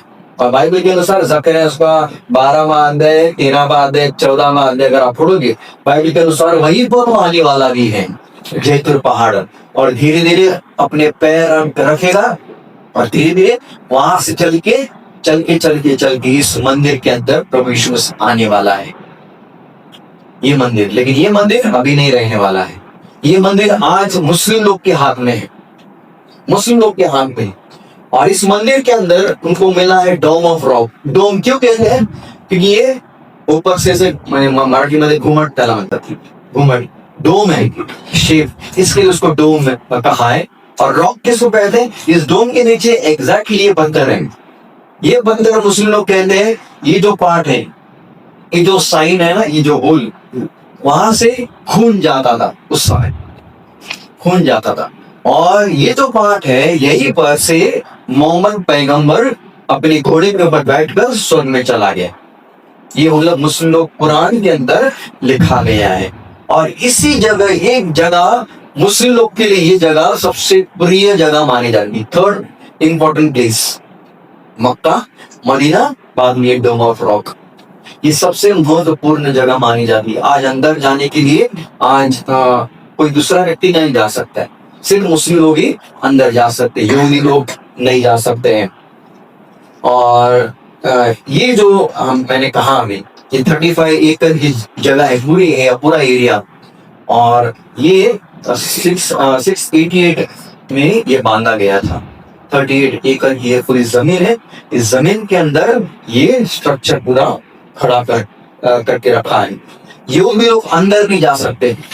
इसके लिए यहूदी लोग, इतना समय हमारे पास नहीं है, कई ऐसी चीजें मुझे बताना है, लेकिन यहूदी लोग अंदर नहीं जा पाएंगे। इसके लिए यहूदी लोग कहां पर खड़े रहते हैं? दीवार के बाद, दीवार, ये बेरिंग वॉल कहते हैं। और यहाँ पर हम लोग प्रार्थना करते हैं। और पूरी दुनिया के लोग जो भी इस्राइल देश में विजिट करते हैं, वहां पर जाते हैं। अगर आप ये पत्थरों को देखोगे, ये पत्थर के अंदर चिट्ठियां आपको मिलेगी। चिट्ठियां यानी प्रार्थना, उनके अंदर प्रार्थना आपको मिलेगी। एक एक लोग जाते हैं, प्रार्थना लिखते हैं, उसके अंदर डालते हैं। क्यों? क्योंकि यहूदी लोग और अभी भी मानते हैं कि परमेश्वर की महिमा अंदर है, परमेश्वर की महिमा अंदर है, कि वही पर सुलेमान ने मंदिर बांधा था। और इसके लिए यहूदी लोग आज भी यहाँ पर जाते हैं, प्रार्थना करते हैं और चिट्ठियां डालते हैं। और साल में दो बार इसराइल लोग इन चिट्ठियों को निकालते हैं। और सब चिट्ठियां लाखों करोड़ों बनते हैं। और ये चिट्ठियां लेंगे, जैतून पहाड़ के अंदर खड्डा करके वहां पर बरी करते हैं इन सारी चिट्ठियों को। लेकिन बाइबल हमें कहीं नहीं बताते हैं ऐसे चिट्ठियां डाल के हमारी प्रार्थना को कोई सुनेगा नहीं। चिट्ठियां डालना नहीं, हमारा परमेश्वर वो प्रार्थना सुनने वाला ये परमेश्वर है। लेकिन इसराइल लोग, यहूदी लोग आज भी वही करते हैं। इसराइल एक्चुअली बॉर्डर पर में इतना समय नहीं है डिटेल में जाने के लिए, लेकिन अगर आप ध्यान देखोगे बाइबल के हिसाब से इसराइल देश इतना बड़ा है, आज इतना ही बड़ा है। यहाँ पर इसराइल देश इतना ही आज। लेकिन एक्चुअली रियल में परमेश्वर ने अब्राहम से करार किया था। करार में परमेश्वर ने क्या दिया था मालूम है? ये पूरा देश, इसके अंदर इजिप्ट का आधा पार्ट भी आता है, थोड़ा सा पार्ट। वहां से ये सऊदी का आधा पार्ट भी आ रहा है। वहां पर सीरिया, ये सब पूरा आता है। सीरिया का पार्ट भी, इराक का पार्ट भी वहां पर आ रहा है। इतना पूरा जो पार्ट है, लबानन, बाद में लबान के पहाड़, ये सब पूरा इसराइल के अंदर आने वाला है। और एक दिन जब प्रभु यीशु उसे राज करने के लिए आएगा ना, इसराइल देश इतना बड़ा होगा, इतना बड़ा होगा फ्यूचर में, जब 1000 साल का राज्य इस पृथ्वी के ऊपर आएगा तब। लेकिन अभी फिलहाल ये इसराइल देश यहाँ पर है, जॉर्डन उसके बाजू में है ये जॉर्डन। हम और आगे जाएंगे और डिटेल में जाएंगे। अगर आपको समय मिला, रेवल्यूशन चैप्टर 12 पढ़ना, वहां पर उसके बारे में और लिखा है। आज इसराइल लोग क्यों, आज क्या होने वाला है। यहाँ पर मैंने ये मंदिर के बारे में कहा है। ये जो स्थान है, ये सुलेमान ने, किसी स्थान में सुलेमान ने मंदिर बांधा था। इसी स्थान के ऊपर सुलेमान ने मंदिर बांधा था। पहला राजा, उसका 7वां अध्याय आप पढ़ोगे, वहां पर आपको समझ में आएगा। लेकिन कुछ साल के बाद में नबूकदनेस्सर राजा आया, कल हमने देखा था। और 588 BC में नबूकदनेस्सर राजा ने वो मंदिर जो सुलेमान ने बांधा था, वो मंदिर का नाश किया, तोड़ दिया। 588 BC। उसके बाद में अगर आप एजरा उसका 3रा अध्याय पढ़ोगे, उसके बाद में उस समय जरुब्बाबेल आया व्यक्ति। जरुब्बाबेल ने वापस ये मंदिर को वापस उसने खड़ा कर दिया। लेकिन उस समय उनके पास इतना धन दौलत नहीं था। जो भी उनके पास था वो वो वैसे खड़ा कर दिया, एक सिंपल स्ट्रक्चर उन्होंने बनाया। वापिस वो सेकंड टेम्पल, दूसरा मंदिर उसको हम कह सकते हैं। और उसके बाद में 168 BC एंटियोकस एपिफानेस, उसके बारे में बाइबल में डैनियल की किताब में लिखा है। एंटियोकस एपिफानेस उस समय का हिटलर एंटी क्राइस्ट था। उसने वो मंदिर को तोड़ दिया, उसने वो मंदिर को तोड़ दिया। उसके बाद में तीसरा मंदिर और एक व्यक्ति आया, एक राजा था, अन्य जाति का राजा था, और उसका नाम हेरोद, रोम का राज्य था, रोम का जनरल था। और उसने यहूदी लोगों को खुश करने के लिए ये मंदिर बांधा, मंदिर ये इस्राएल लोगों के लिए बांधा। और वो बांधने के लिए उसको लगभग 46 साल लगे, 46 साल। यानी यीशु मसीह का जन्म होने के पहले मंदिर बन रहा है। और यीशु मसीह कई बार उस मंदिर के अंदर जाके भी आए। और एक बार कहा, कल भी हमने पढ़ा, ये चेले लोगों ने दिखाया, ये मंदिर के पत्थर देखो कैसे हैं। और यीशु मसीह ने कहा पत्थर के ऊपर पत्थर नहीं रहेंगे। ये कौन सा मंदिर था? वही था जो समय कंस्ट्रक्शन चल रहा था। इसको 46 साल लगे बनाने के लिए। हेरोद मर गए, लेकिन ये कंस्ट्रक्शन चल रहा था।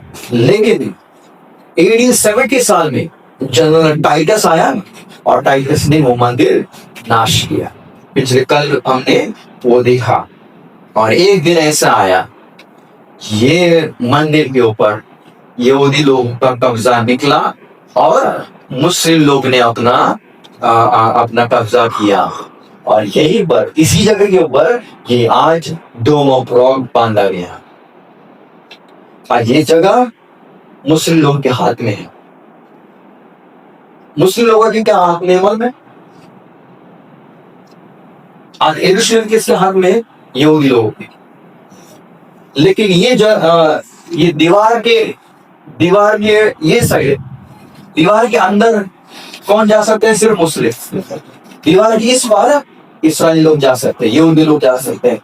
यानी ये जगह भी इस्राएली है। सिर्फ अभी क्या बाकी है मालूम है? यरूशलेम उनको मिला 1948 साल में, 14 मई, यानी पिछले हफ्ते में उनका इंडिपेंडेंट डे था। 78 साल हो गए कंप्लीट 14 मई को। यानी यरूशलेम उनको मिला। दूसरी चीज, वेलिंग हॉल भी उनको मिला, ये जगह भी मिला। तीसरी चीज बाकी है, वो है मंदिर। ये जगह अभी भी इस्राएल लोगों को मिली नहीं है, इस्राएल लोगों को मिली नहीं है। ये मंदिर के अंदर कब्जा किसका है? मुस्लिम लोगों का। इसके कारण ये झगड़ा चल रहा है। अगर समझो बाजू में कहीं पर मस्जिद है, अगर क्रिश्चियन लोगों ने कहा चलो ये मस्जिद को तोड़ो, क्या होगा? क्या होगा? थोड़ा सा होगा ना? अरे बहुत क्या होगा? आप जाएंगे। समझो कोई एक व्यक्ति आया, उसने कहा ये मस्जिद डोम ऑफ रॉक को निकाल दो, यहाँ पर यहूदी लोगों का मंदिर वापिस होगा, क्या होगा? क्या होगा? क्या भयानक स्थिति। लेकिन बाइबल के हिसाब से एक व्यक्ति आने वाला है, कौन है मालूम है? Anti Christ. वही व्यक्ति जिसको पावर रहेगा ये चीज मुस्लिम लोग के हाथ से निकाल के यहूदी लोगों को देंगे। और वो पावर किसके अंदर रहेगा? Anti Christ. और वो मंदिर यहीं पर बांधने वाला है, यहीं पर वो मंदिर बांधेगा। और वे बांध कर यहूदी लोगों का मन जीतेगा। जैसे हेरोद ने यहूदी लोगों का मन जीता, उसी प्रकार वो भी एंटी क्राइस्ट यहूदी लोगों का मन जीतेगा। और कई यहूदी लोग उसके ऊपर विश्वास करेंगे। हाँ, सच में यही हमारा मसीहा है, यही हमारा मसीहा है जिसने हमारी जगह दी और हमारी वापस आराधना करनी शुरू होगी हमें। अगर आप इस्राएल देश को या इस्राएल या यहूदियों को आप पूछोगे, अगर समझो आज आपको ये जगह मिली, आप वापिस कितने दिन में चालू करोगे?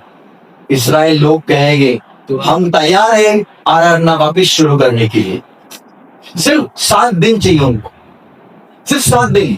सब है उनके पास, सिर्फ संदूक नहीं उनके पास, बाकी सब कुछ उनके पास है। इसराइल लोग के पास रेडी आराधना अंदर उस प्रकार का है, सब ऑल्टर बांधने, ऑल्टर ये सब जो लेवर दीप पुरुष ये सब उनके पास है। उस प्रकार की आराधना वापिस चालू कर सकते। याजक और महायाजक भी अभी भी, अगर शायद ये लग रहा है 2007 में उन्होंने याजक को चुना था उस समय इसराइल देश में। यानी कितनी आज भयानक और एंड टाइम पे हम आए हैं, ये सारी स्थिति को हम जब देखते हैं ना तब हमें पता चलता है। आप विश्वास हो, इसके लिए ये लोग उसकी आराधना करते हैं। लेकिन जब भी अगर आप देखोगे इतिहास में, जब भी हमास ने अटैक किया, वो दिन डेट मैंने अभी कहा था, डेट कहा, लेकिन कब रहता मालूम है? हमेशा मोस्टली आप देखोगे ना, जब भी शत्रु अटैक करेगा ना, शब्बात रहेगा, सैटरडे रहेगा, या तो कोई फेस्टिवल रहेगा, उनका फीस्ट रहेगा, उस समय हमेशा उन लोग अटैक करेंगे। ये जो जगह है, कोई मेरे लिए कोई वचन पढ़ेगा तो अच्छा होगा। पहला करिंथ 29:1।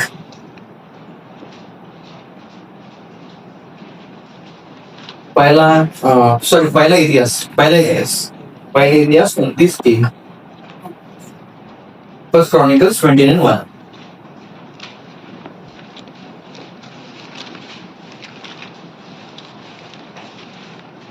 राजा दाऊद ने सारी हवा से कहा, मेरा पुत्र सुकुमार लड़का है और केवल उसी को परमेश्वर ने चुना है। काम तो भारी है, क्योंकि ये भवन मनुष्य के लिए नहीं, यहोवा परमेश्वर के लिए बनेगा। ये भवन लिखा है, लेकिन इंग्लिश में तो पढ़ोगे ना, वहां को लिखा है, for the place is not for man but for the Lord God. यानी ये जगह किसकी है? यहोवा परमेश्वर की जगह है। एग्जैक्टली वही स्पॉट परमेश्वर ने अब्राहम को दिखाया था, जहां तो इस जगह पे जा और वहां पर अपने पुत्र का अर्पण कर। यानी ये स्पॉट, ये जो जगह है, ये परमेश्वर की है, लेकिन आज झगड़ा किसके लिए? इसी जमीन के लिए। और ये स्पॉट एक न एक दिन इसराइल लोगों को मिलने वाला है, और प्रभु देगा इसी जगह पे, इस जगह पे अभी इसराइल लोग बांधने वाले हैं, एंटी क्राइस्ट मंदिर बांधेगा, लेकिन प्रभु यीशु मसीह आएगा, वो मंदिर को भी तोड़ देगा। वो प्रभु यीशु मसीह ने कहा, इस मंदिर को तोड़ दो, मैं 3 दिन में वापिस उसको खड़ा कर दूंगा। प्रभु यीशु मसीह अपने शरीर के बारे में तो बता रहा था, लेकिन प्रभु यीशु मसीह जो मंदिर एंटी क्राइस्ट बांधेगा ना, उसके बारे में भी प्रभु यीशु मसीह बोल रहा था, ये मंदिर प्रभु यीशु मसीह तोड़ देने वाला है, और शायद 3 दिन में वापिस इसी जगह पे वो मंदिर बांधेगा प्रभु यीशु मसीह, और उसी मंदिर के अंदर प्रभु रहेगा और आराधना हम करेंगे, और 1000 साल रहकर उसके वहां से वो राज्य करेगा। हाँ, विश्वास किए। लेकिन जब भी अटैक लोग करते हैं, शत्रु करते हैं, वो मोस्टली आपको शब्बात मिलेगा, मोस्टली आपको उस समय फीस्ट या कुछ ना कुछ त्योहार मिलेगा। यही चीज आपको शुरुआत से आपको मिलेगी। जब हामान ने ये डिक्लेयर किया, तब भी फीस्ट ऑफ पुरीम चल रहा था। हामान ने डिक्लेयर किया यहूदी लोगों का नाश करना है, तब भी फीस्ट ऑफ पुरीम उस समय चल रहा था। और इसके लिए हमेशा जो शत्रु अटैक करते हैं, उस समय शब्बात ही रहता है। अब शब्बात में इसराइल लोग क्या करते हैं मालूम है? शब्बात दिन में 4 चीजें करते हैं। रेस्ट, दूसरी चीज रीडिंग, वो लोग तोरा को पढ़ते हैं, तीसरी चीज प्रार्थना करते हैं, और चौथी चीज सुनते हैं। लोग सिनेगॉग में जाते हैं और सुनते हैं। ये 4 काम यहूदी लोग शब्बात के समय में हमेशा ये पढ़ेंगे। और ये तालमुड, यानी इसराइल का, यहूदी लोगों का एक महत्वपूर्ण जो किताब है, तोरम और तालमुड, पहले 5 किताब बाइबल की, इन किताबों के अनुसार यहूदी लोग कुछ नियम मानते हैं या पालते हैं शब्बात दिन में, और बहुत से इस तालमुद के अनुसार लगभग 39 चीजें हैं यहूदी लोग करते हैं, करे भी नहीं उस समय या उस आज भी वो करते हैं। कौन सी है? यहाँ पर मैंने लिस्ट दी है। कुछ भी उठाना, कैरिंग, उठाना, उठाने का काम कभी भी शब्बात दिन में कभी नहीं करेगा उन लोग। बाद में बर्न, जलाने का काम, गैस भी जलाएगी उन लोग। बाद में यहाँ पर मैंने कई ऐसी चीजें लिखी, कुकिंग, मिटाना, इरेजिंग, कुछ लिखा है उसको मिटाएंगे भी नहीं शब्बात के दिन। वॉशिंग, कुछ सिलाना, कुछ फाड़ना या कुछ डाई करना, कुछ कपड़े बनाना या बोना, ये सारी चीजें उन लोग कभी करेंगे। 39 चीजें, बांधना और फिर बाद में नॉट बांधना, गांठ बांधना, ये सब लगभग 39 चीजें यहूदी लोग शब्बात के दिन पे करेंगे। लेकिन यहूदी लोग डिस्कशन कैसे करते मालूम है? पहले लिखा है क्या है? उठाना। अभी क्या उठाना? सामान उठाना उन लोग करेंगे।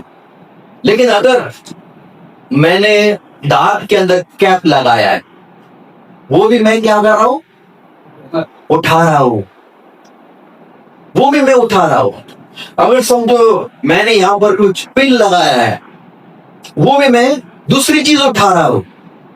उनका डिस्कशन ऐसे रहता है यहूदी लोगों का। और यहां पर लिखा है बाद में प्लांटिंग या कभी कभी लकड़ी हम लेते हैं और जमीन के ऊपर कभी कभी हम चलते हैं ना, जो बुजुर्ग लोग जमीन के ऊपर लोग पूरी लकड़ी नीचे घिसती रहती है। अगर घिसेगी तो क्या होगा? प्लाव होगा। खेत में क्या होगा?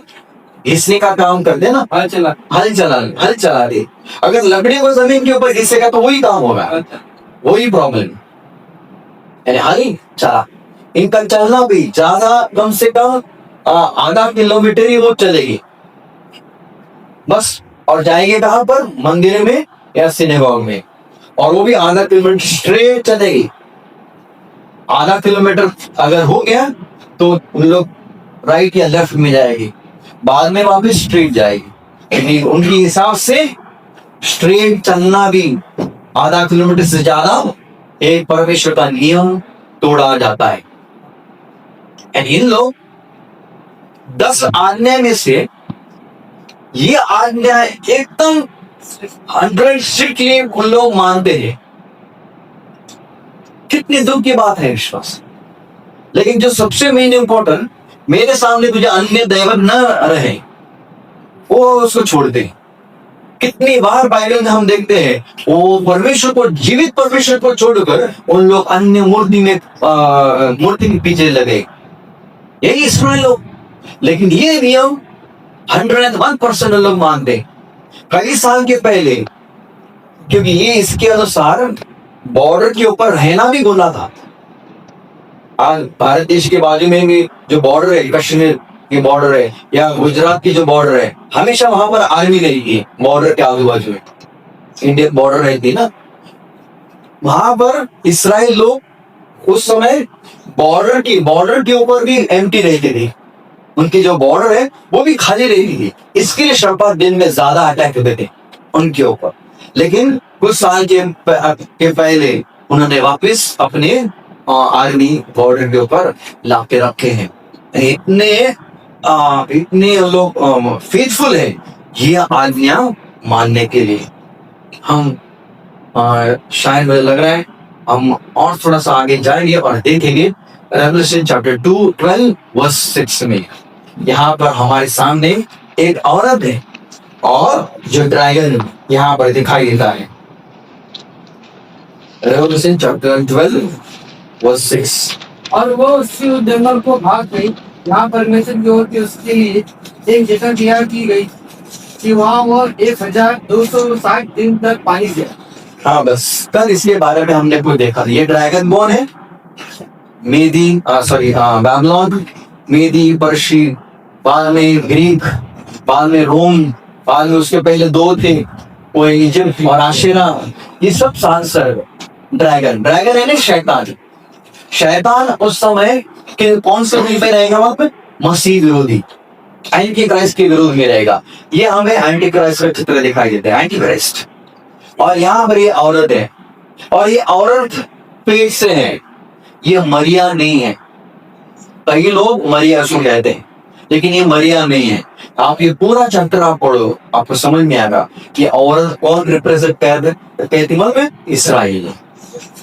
औरत इसराइल है, और वो इसराइल पेट से है, यानी इसराइल के अंदर एक छोटा लड़का आने वाला है। शुरुआत में अगर आप पढ़ोगे ना, वहां पर लिखा है ये सब इसके बारे में बात है। ये छोटा लड़का कौन है? प्रभु यीशु मसीह। ये बच्चे का जन्म होने वाला है, और तुरंत जब ये बच्चे का दूसरा वचन क्या लिखा है? दो ना, हाँ, वो गर्भवती हुई और चिल्लाती थी क्योंकि प्रसव की पीड़ा में हाँ, बाद में पांचों वचन क्या लिखा है? वो बेटा जनी जो लोहे हाँ, वो उसको क्या हुआ? बेटा हुआ, प्रभु यीशु मसीह हुआ। हाँ, जो लोगों का दंड लिए हुए सब जाति के ऊपर राज करने पर, हाँ, वही है, कौन? यीशु मसीह जो राज करने वाला है। और वो बच्चा एक परमेश्वर के पास और उसके सिंहासन के पास उठा कर अपना बच्चा कहाँ पर चला गया? परमेश्वर के पास। उसने काम पूरा किया हो, और जैतून पहाड़ से स्वर्ग में चला गया। अभी कहाँ पर बैठा है? जैतून सॉरी पिता के दाईं ओर में बैठा है, स्वर्ग में बैठा है। यानी शैतान उसके पीछे लगा था, उस बच्चे के पीछे। हेरोद ने मारने की कोशिश की, लेकिन मार नहीं पाया। वो बच्चा कहाँ पर चला गया? सिक्योर। अभी वो बच्चा है प्रभु यीशु मसीह, अभी वो सिक्योर जगह पे है। लेकिन ये औरत कौन कहाँ पर है? नीचे। ये औरत यानी इस्राएल देश नीचे ही है, वो सिक्योर नहीं है। इसके लिए क्या हुआ मालूम है? छठवां वचन। और वो स्त्री उस जंगल में भाग गई। हाँ, बस 13वां वचन क्या लिखा है? जब अजगर ने देखा कि मैं पृथ्वी पर गिरा दिया गया हूँ, तो उस स्त्री को जो बेटा जनी थी सताया। हाँ, वो जो बेटा जन्मे थी उसको सताया। और आगे क्या लिखा है? पर उस स्त्री को बड़े उकाब के 2 पंख दिए गए कि सांप के सांकड़े से उड़कर जंगल में उस जगह पहुंचाए गए जहाँ वो एक समय और समयों का और आधे समय तक पाली जाए। हाँ, यहाँ पर समय आधा समय, समय और आधा समय हमने कल देखा था। समय और आधा समय, यानी टाइम्स एंड हाफ टाइम, यानी 3.5 साल। पहले वचन में आपने पढ़ा वहां पर 1260 डेज, यानी 3.5 साल। ये जब मसीह विरोधी इस पृथ्वी के ऊपर आएगा, उसका वो यहूदी लोगों के साथ पहला अच्छा रहेगा, यहूदी लोगों के साथ अच्छा रहेगा। लेकिन आफ्टर 3.5 years, 3.5 साल के बाद में वो मसीह विरोधी उसी मंदिर के अंदर जाएगा, और शायद मुझे पूरा विश्वास है अपना स्टैच्यू खुद का बनाएगा, और वो कहेगा यही व्यक्ति है, यही तुम्हारा मसीहा है, और यही इसकी ही पूजा करो। इतना समय हमारे पास नहीं है, लेकिन अगर आप पढ़ोगे जकरिया 13:8 के अनुसार कई इस्राएल लोग, ये वचन अगर आप पढ़ोगे ना, आपको समझ में आएगा। कई इस्राएल लोग एंटी क्राइस्ट के पीछे जाएंगे, कई इस्राएल लोग 666 नंबर लेंगे, कई इस्राएल लोग उसको नमन भी करेंगे।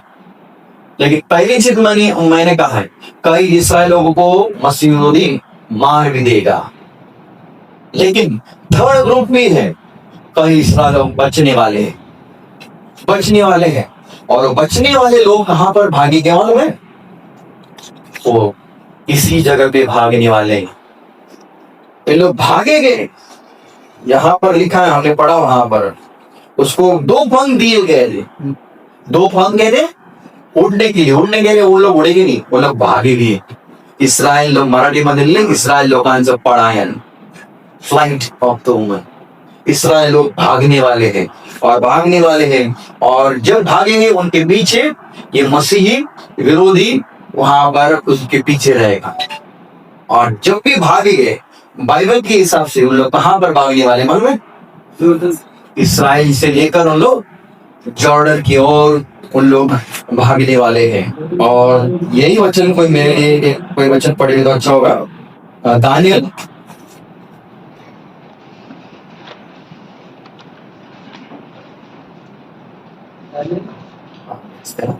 दानियल उसका 11वां है और 41 चाहे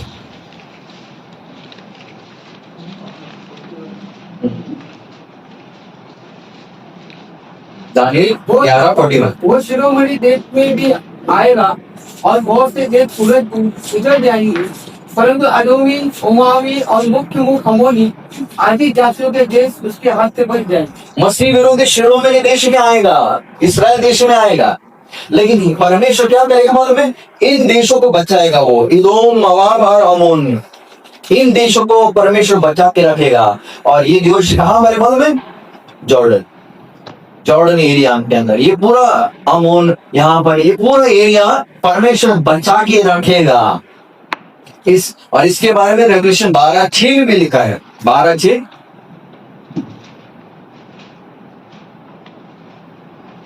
और वो उसके जंगल को भाग गई, जहाँ परमेश्वर की ओर से उसके लिए एक जगह तैयार की गई थी। भाग गई, लेकिन ये जगह किसने तैयार करके रखी है? परमेश्वर ने पहले से जगह तैयार करके रखी है और वो जंगल में चली गई है। और वहां आगे क्या लिखा है? वहां गए और 1260 दिन पर पाली दिया। 1260 दिन यानी 3.5 साल, यानी 7 साल का जो सेकेंड हाफ है, वहां पर इसराइल लोग भागने वाले हैं।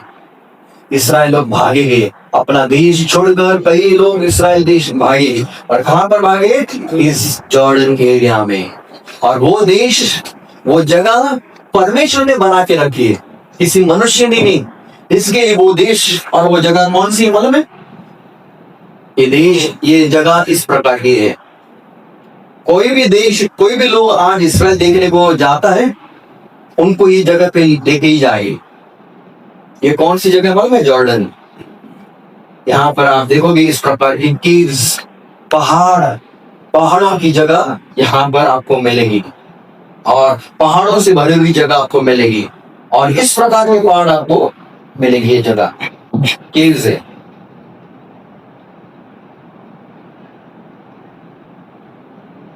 इस सब पूरे विजिटर्स वहां पर गए हैं।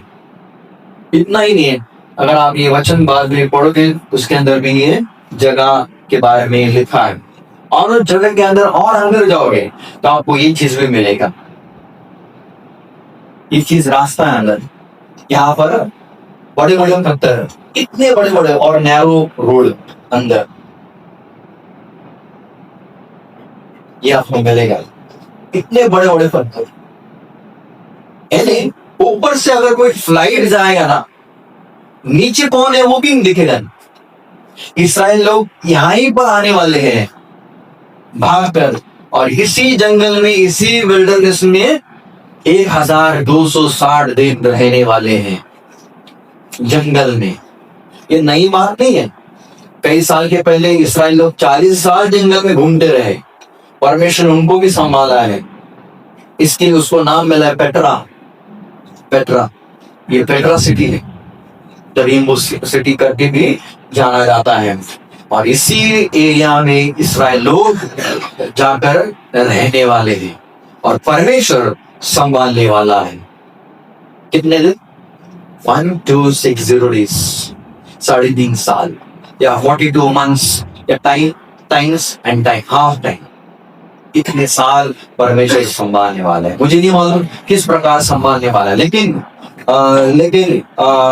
ये जो फोटो है, ये रियल फोटो है। ये मेरी जूनियर थी कॉलेज में, उस समय मोबाइल नहीं था, 98-99 साल में मोबाइल नहीं था। लेकिन उसने कहा हम लोग इसराइल देश देख जाने वाले हैं, तो मैंने कहा उधर जाकर फोटो दे देख मेरे को, कि उस समय स्टडी ले रहा था मैं, तो उसने दिया मेरे को ये स्टडी है कुछ। तो ये जो फोटो है, ये शायद उसकी बेटी है। ये यानी इस प्रकार का आज भी स्ट्रक्चर आज भी वहां पर है। यही पर परमेश्वर संभालने वाला ये परमेश्वर। लेकिन अगर आप गूगल में सर्च करोगे तो आपको हजारों फोटो इसके मिलेगा। अभी ये कोई अभी नया बात नहीं है, लेकिन विश्वास यही पर परमेश्वर संभालेगा। लेकिन क्या खाएंगे क्या हम लोग पता नहीं, हम क्या पता परमेश्वर फिर एक बार मानना भेज सकते हैं, फिर एक बार मानना भेजेगा। परमेश्वर के लिए असंभव नहीं है। यहाँ पर अंजीर के पेड़ बहुत है इस जगह के आजू बाजू में, और इसके लिए शायद अंजीर वापस उनको देगा और अंजीर खाकर भी उन लोग जी सकते हैं। इसके लिए हमारे ऊपर एक जिम्मेदारी है, हमारे ऊपर एक जिम्मेदारी है, वो है प्रार्थना करने का। इसके लिए यहां पर कह रहा है प्रार्थना करो, प्रार्थना करो, प्रार्थना करो। एक सबसे बड़ी जिम्मेदारी है, वो है प्रार्थना करने की। और क्या प्रार्थना करने की? प्रभु यीशु मसीह ने कहा तुम्हारा भागना कब ना हो, दो चीज में कहा, तुम्हारा भागना ठंड में और शब्द दिन में ना हो, उसके लिए प्रार्थना करो। ये प्रार्थना करने का काम किसको दिया मालूम है? मुझे और आपको, कलीसिया को, क्योंकि इस्राएल लोग अभी प्रार्थना नहीं कर रहे। हमें जिम्मेदारी दी इन दोनों के लिए, दोनों समय के लिए प्रार्थना करो। क्यों ठंड में न करे? इस्राएल लोग भागने वाले हैं, ये सूटकेस बेट के स्वेटर वेटर लेके भागेंगे नहीं, जो है वो रख के वो लोग भागेंगे, जो है वो रखे। क्योंकि पीछे कौन है? मसीह विरोधी, वो ड्रैगन पड़ा उनके पीछे, जैसे है वैसे वो लोग भागने वाले हैं। अपना घर दार सब छोड़ के वो लोग भागने वाले हैं। इस एरिया में बेटा ये परमेश्वर ने जगह बना के रखी है और इस जगह में ठंड बहुत रहती है। घर में भी इंसान जी भी सकता है, लेकिन ठंड में इंसान मर भी सकता है, ज्यादा ठंड रहेगी तो। और ठंड हमें मालूम है, जबलपुर में अगर आप जाओगे ठंड के समय में 3 डिग्री 4 डिग्री, 4 साल के पहले हम वहां पर थे ठंड के समय में, और जनवरी 1 को बैप्टिज्म था और मुझे देना था, और 3 डिग्री बाहर, और वो भी सुबह 9 बजे। पानी, वो ब्रदर जो एल्डर है वो गरम गरम पानी डाल रहे, लेकिन पानी क्या गरम होगा, ठंडा ही पानी। कितनी ठंड वहां पर रहती है। अगर ये ठंड ऐसी तो कश्मीर में क्या हालत, यहाँ पर बर्फ भी आता है ठंड में। ऐसी स्थिति में इस्राएल लोगों की क्या भयानक स्थिति रहेगी ठंड में यहाँ पर जाना। अगर ठंड में जाओगे अंजीर भी नहीं मिलेगी उनको, पेड़ के अंदर, पेड़ के ऊपर अंजीर भी नहीं मिलेंगे ठंड में जाओगे। इसके लिए परमेश्वर का वचन कहता है प्रार्थना करो ये इनका भागना ठंड में ना हो। और दूसरी चीज कब? शब्द दिन में भागेंगे, लेकिन हमें नियम फॉलो करना है।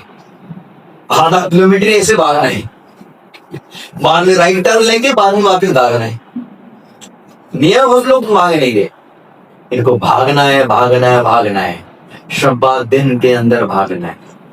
इसके लिए शब्बा दिन में इनके न हो, इसके लिए प्रार्थना करो।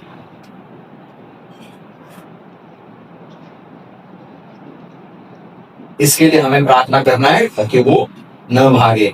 लेकिन और एक चीज के लिए प्रार्थना करना है, प्रभु ने कहा वो है, कोई हिंदी में पढ़ेगा तो अच्छा होगा, मैथ्यू 24:19।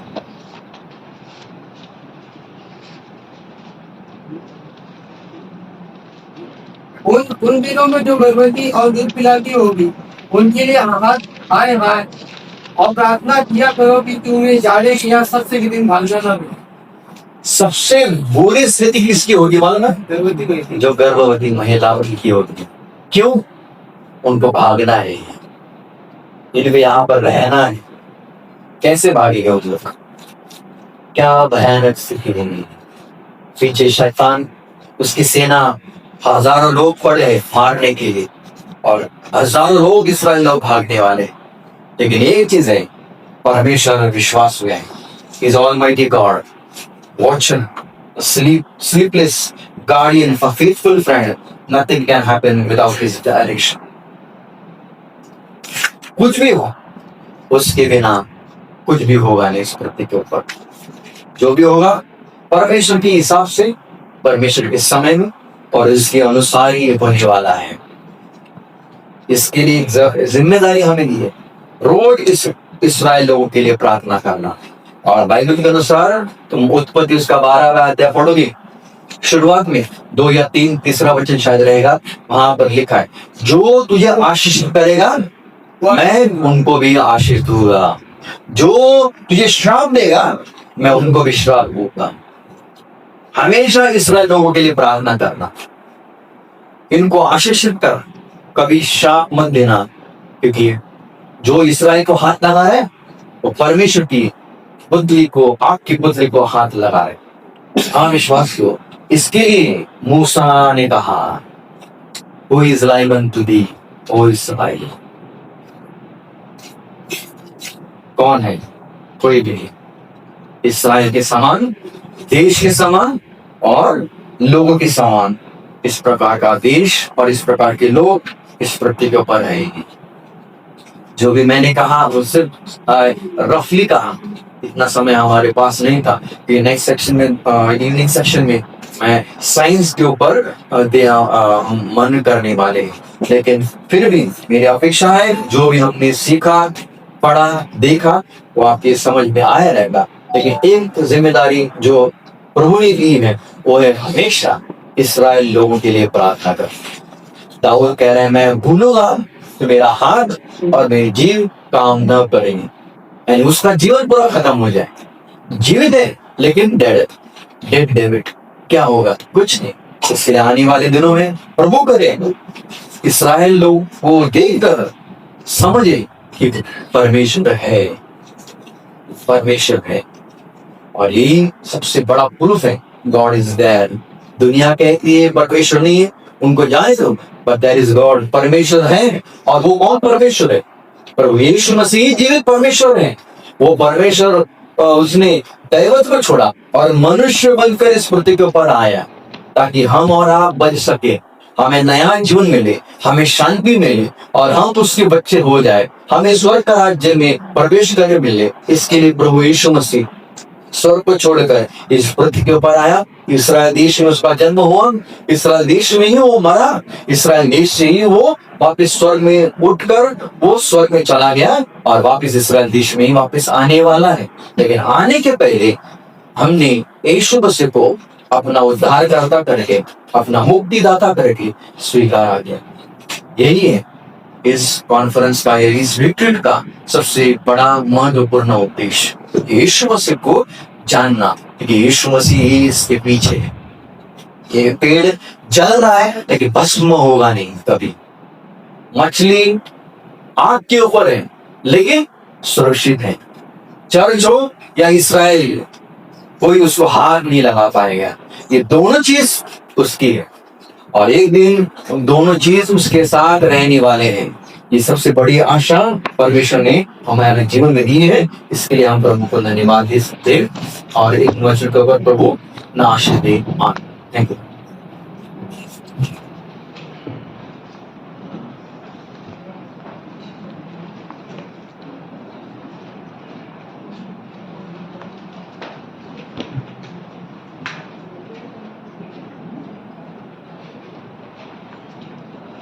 के नाम को हम धन्यवाद देते हैं। मैं उम्मीद करता हूँ कि जो सारी बातें हमारे सामने रखी, वास्तविकता में देखा जाए तो काफी डिटेल में ये सारी बातें देखनी जरूरी है, क्योंकि इसका जो लिंक अगर सही रीति से समझ में आई तो ही ये गहन विषय समझ में आई। क्योंकि समय की जो पाबंदी है और कम समय के लिए हम यहाँ पर है, विषय वो कवर करना चाहते हैं, बहुत सारी बातें उन्होंने संक्षिप्त में हमारे सामने रखी है। मुझे खुद से थोड़ा बाउंसर जा रहा था, मुझे नहीं पता आप लोगों को कितना पहले पड़ा है, पर हाँ बहुत सारी बातें डिटेल में देखना जरूरी है, समझना जरूरी है, तब जाकर उसकी लिंक लगेगी, समझ में आएगा कि किस विषय में हम क्या देख रहे हैं, परमेश्वर क्या कहना चाह रहा है। पर हाँ अगर सार निकाला जाए तो हमें यही बात समझ में आती है कि इजराइल आज भी पृथ्वी पर है, धरती के नक्शे में आज भी उसका स्थान और नाम है और उसे कोई मिटा नहीं पाएगा, क्योंकि परमेश्वर ने वैसा अभिवचन दिया है। परमेश्वर उनका रक्षण करने वाला, उनके विषय में बहुत सारी बातें बाइबल में बताई गई है जो हम देख रहे हैं, कि आने वाले दिनों में उनके साथ और क्या होने वाला है, उनके बारे में जो होने वाला है और कलीसिया के बारे में भी जो होने वाला है उसके विषय में भी बाइबल में बताया हुआ है। हम इज़राइल के नहीं है, इसलिए आने वाले दिनों में जो उनके साथ होने वाला है उसमें हमें भाग नहीं है। 7 साल आएंगे उसमें हम नहीं है। और इसका अर्थ ये नहीं हो जाता है कि हम बचे हुए हैं और हमें कोई तकलीफ नहीं होगी। कलीसिया की भी अपनी तकलीफ रहेगी जो हम देख रहे हैं, सह रहे हैं। और आने वाले दिनों में जब तक मसीह नहीं आता तब तक हालात इतने आसान नहीं रहेगी। हमारी जिम्मेदारी है हमें एक दूसरे के लिए प्रार्थना करनी है, क्योंकि हम इस समय में हैं। हमें हमारे कलीसिया के भाइयों के लिए, बहनों के लिए प्रार्थना करनी है, और इस पृथ्वी पर जितने भी मसीह लोग हैं उनके लिए हमें प्रार्थना करना जरूरी है। और जो बातें आज हमारे सामने रखी गई कि भले ही हम इज़राइल और वहाँ पे रहने वाले लोग कौन है, क्या है, कैसे है, नहीं जानते, नहीं समझते, परंतु हमें उनके लिए भी प्रार्थना करना है, क्योंकि प्रभु का वचन हमें वैसी आज्ञा देता है। और अगर हम उनके लिए प्रार्थना करते हैं तो परमेश्वर जरूर, जो विश्वसनीय परमेश्वर है, वो हमें भी आशीषित करे। वो अपने वचनों से और अपने शब्दों से कभी भी करेगा नहीं। धन्यवाद देते हैं इन सारी बातों के लिए। हमारा परमेश्वर जीवित प्रभु परमेश्वर है, वो आज भी स्वर्ग में है और सारी बातों पर उसका नियंत्रण है। उसने जो टाइम टेबल सेट किया है उस टाइम टेबल के हिसाब से सारी बातें इस पृथ्वी पर निश्चित तौर पर होगी। कलीसिया के लिए उसने टाइम टेबल किया है, इजराइलियों के लिए टाइम टेबल किया है, और संसार के जो लोग हैं उनके लिए भी उसका एक प्लान है। और उसका ये जो भी प्रोग्राम है वो अपने अपने समय पर सारी बातें सही और ठीक करने वाला परमेश्वर। हमने ऑलरेडी 2 साल पहले जब हम नाला में गए थे, भाई अपनी सेहत के कारण हमारे बीच नहीं आ पाए, और उस समय यही विषय भाई वहाँ पर लेने वाले थे, क्योंकि भाई नहीं आए इसलिए हमने भी वहाँ पर अपना जो रिट्रीट हुआ था हमने दानियों की किताब से ही कुछ बातें देखी थी, और यही बातें हमने वहाँ पर भी सीखी थी। तो परमेश्वर का प्लान 3 लोगों के बारे में, संसार के विषय में, कलीसिया के विषय में और इजराइल के विषय में। और तीनों ही प्लान जो है उसका अंत जो होने वाला है वो पुनरुत्थान में होने वाला है। सबके सब उठने वाले हैं, परंतु जो पुनरुत्थान होने वाला है उसकी अपनी अपनी अलग खासियत है और उसके अपने अपने परिणाम हैं। परमेश्वर ने हमें एक आशीषित भाग में रखा है कि हम जो उठाए जाएंगे वो उसके साथ हमेशा हमेशा रहने के लिए उठाए जाएंगे। परंतु जो संसार के लोग हैं, जो मसीह के नहीं है, जो कलीसिया के नहीं है, जो इजराइल के नहीं, वे तीसरे ग्रुप में आने वाले लोग, उनके बारे में अगर हम सोचें तो उनका जो हश्र है काफी ही भयानक है। परमेश्वर चाहता है कि जिन्होंने अब तक उसके पुत्र पर विश्वास नहीं किया, मौका है, समय है, अपने जान को अगर बचाना है, इजराइल को तो भागना है। हमारे सामने अनुग्रह का समय है, हमारे लिए भागकर किसी गुफा में छुपने के लिए कोई जगह नहीं है। हमारे लिए केवल ये अनुग्रह का समय है, और इस समय में अगर हमने सही चुनाव किया तो बाद में फिर हमारे ऊपर दूसरी कोई नौबत नहीं आई। और वैसा सही डिसीजन लेने के लिए प्रभु उन सब की सहायता करे जो अभी भी इस विश्वास में नहीं है। हमारा लंच ब्रेक का समय है और लंच के बाद विश्राम है। 3 बजे हम यहाँ पर फिर से इकट्ठा होंगे और पूर्वरित बातें दास हमारे बीच में फिर से एक बार इसी विषय में कंटिन्यू करेंगे। आइए हम प्रार्थना करते हैं और हमारा सुबह का ये पहला सत्र जो है उसको हम समाप्त करेंगे। तो देवा धन्यवाद देतो, तुझे आभार मानितो तुझ्या पवित्र वचनांबद्दल। नव्याने प्रभू जी सत्य तू आमच्या समोर ठेवली आहे त्याबद्दल तुझे उपकार मानितो। इस्रायलच्या जो भूतकाळ होता, त्यांचा जो वर्तमान आहे प्रभू, त्यांचं जो भविष्य आहे, तुझ्या पवित्र शास्त्र बायबलमध्ये प्रभू तू सर्व काय तू नमूद करून ठेवला। त्यांच्या बाबतीमध्ये काय घडलं, त्यांच्या बाबतीमध्ये काय घडत आहे, येणाऱ्या दिवसामध्ये प्रभू कसल्या कठीण प्रसंगातून त्यांना जायचं आहे, त्या संबंधाने आज आम्ही वाचत आहोत, ऐकत आहोत आणि शिकत आहोत. तर देवा, परंतु आजही त्या लोकांची मने इतकी कठीण आहेत, त्यांची अंतचक्षु बंद आहेत. प्रभू, तुझ्या वचनामध्ये लिहिलेली सत्य ते ओळखण्यास आजही नाकाम ठरत आहे. वर्गवर्षाली तुझी त्याच्या संबंधाने हीच इच्छा आहे की त्यांनी ओळखावं, त्यांनी जाणावं आणि त्यांनी समजून घ्यावं की पवित्र शास्त्र बायबलमध्ये जे काही लिहिण्यात आलेलं आहे त्यांच्याबद्दल लिहिलेलं आहे. वर्गवर्षाली थोर देवा, धन्य ते जन ज्यांनी तुझ्या प्रिय पुत्रावरती विश्वास ठेवला आहे. कारण प्रभू, येणाऱ्या संकट समयापासून त्यांचा बचाव होणार आहे.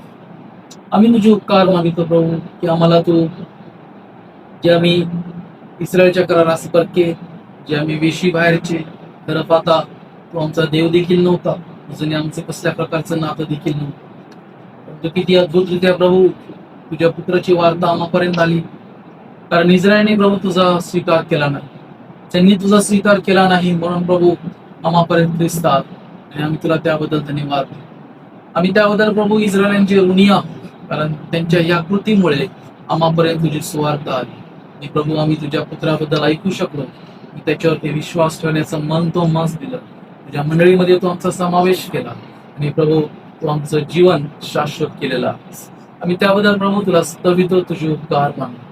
आणि जसं तुझं वचन आम्हाला आज्ञा करीत प्रभू, आम्ही इस्रायलासाठी प्रार्थना करतो. वर्गवर्षाली की त्यांच्या संबंधांमध्ये तू जे काही योजलेलं आहेस ते निश्चित स्वरूपामध्ये सिद्धीच जाणार आहे.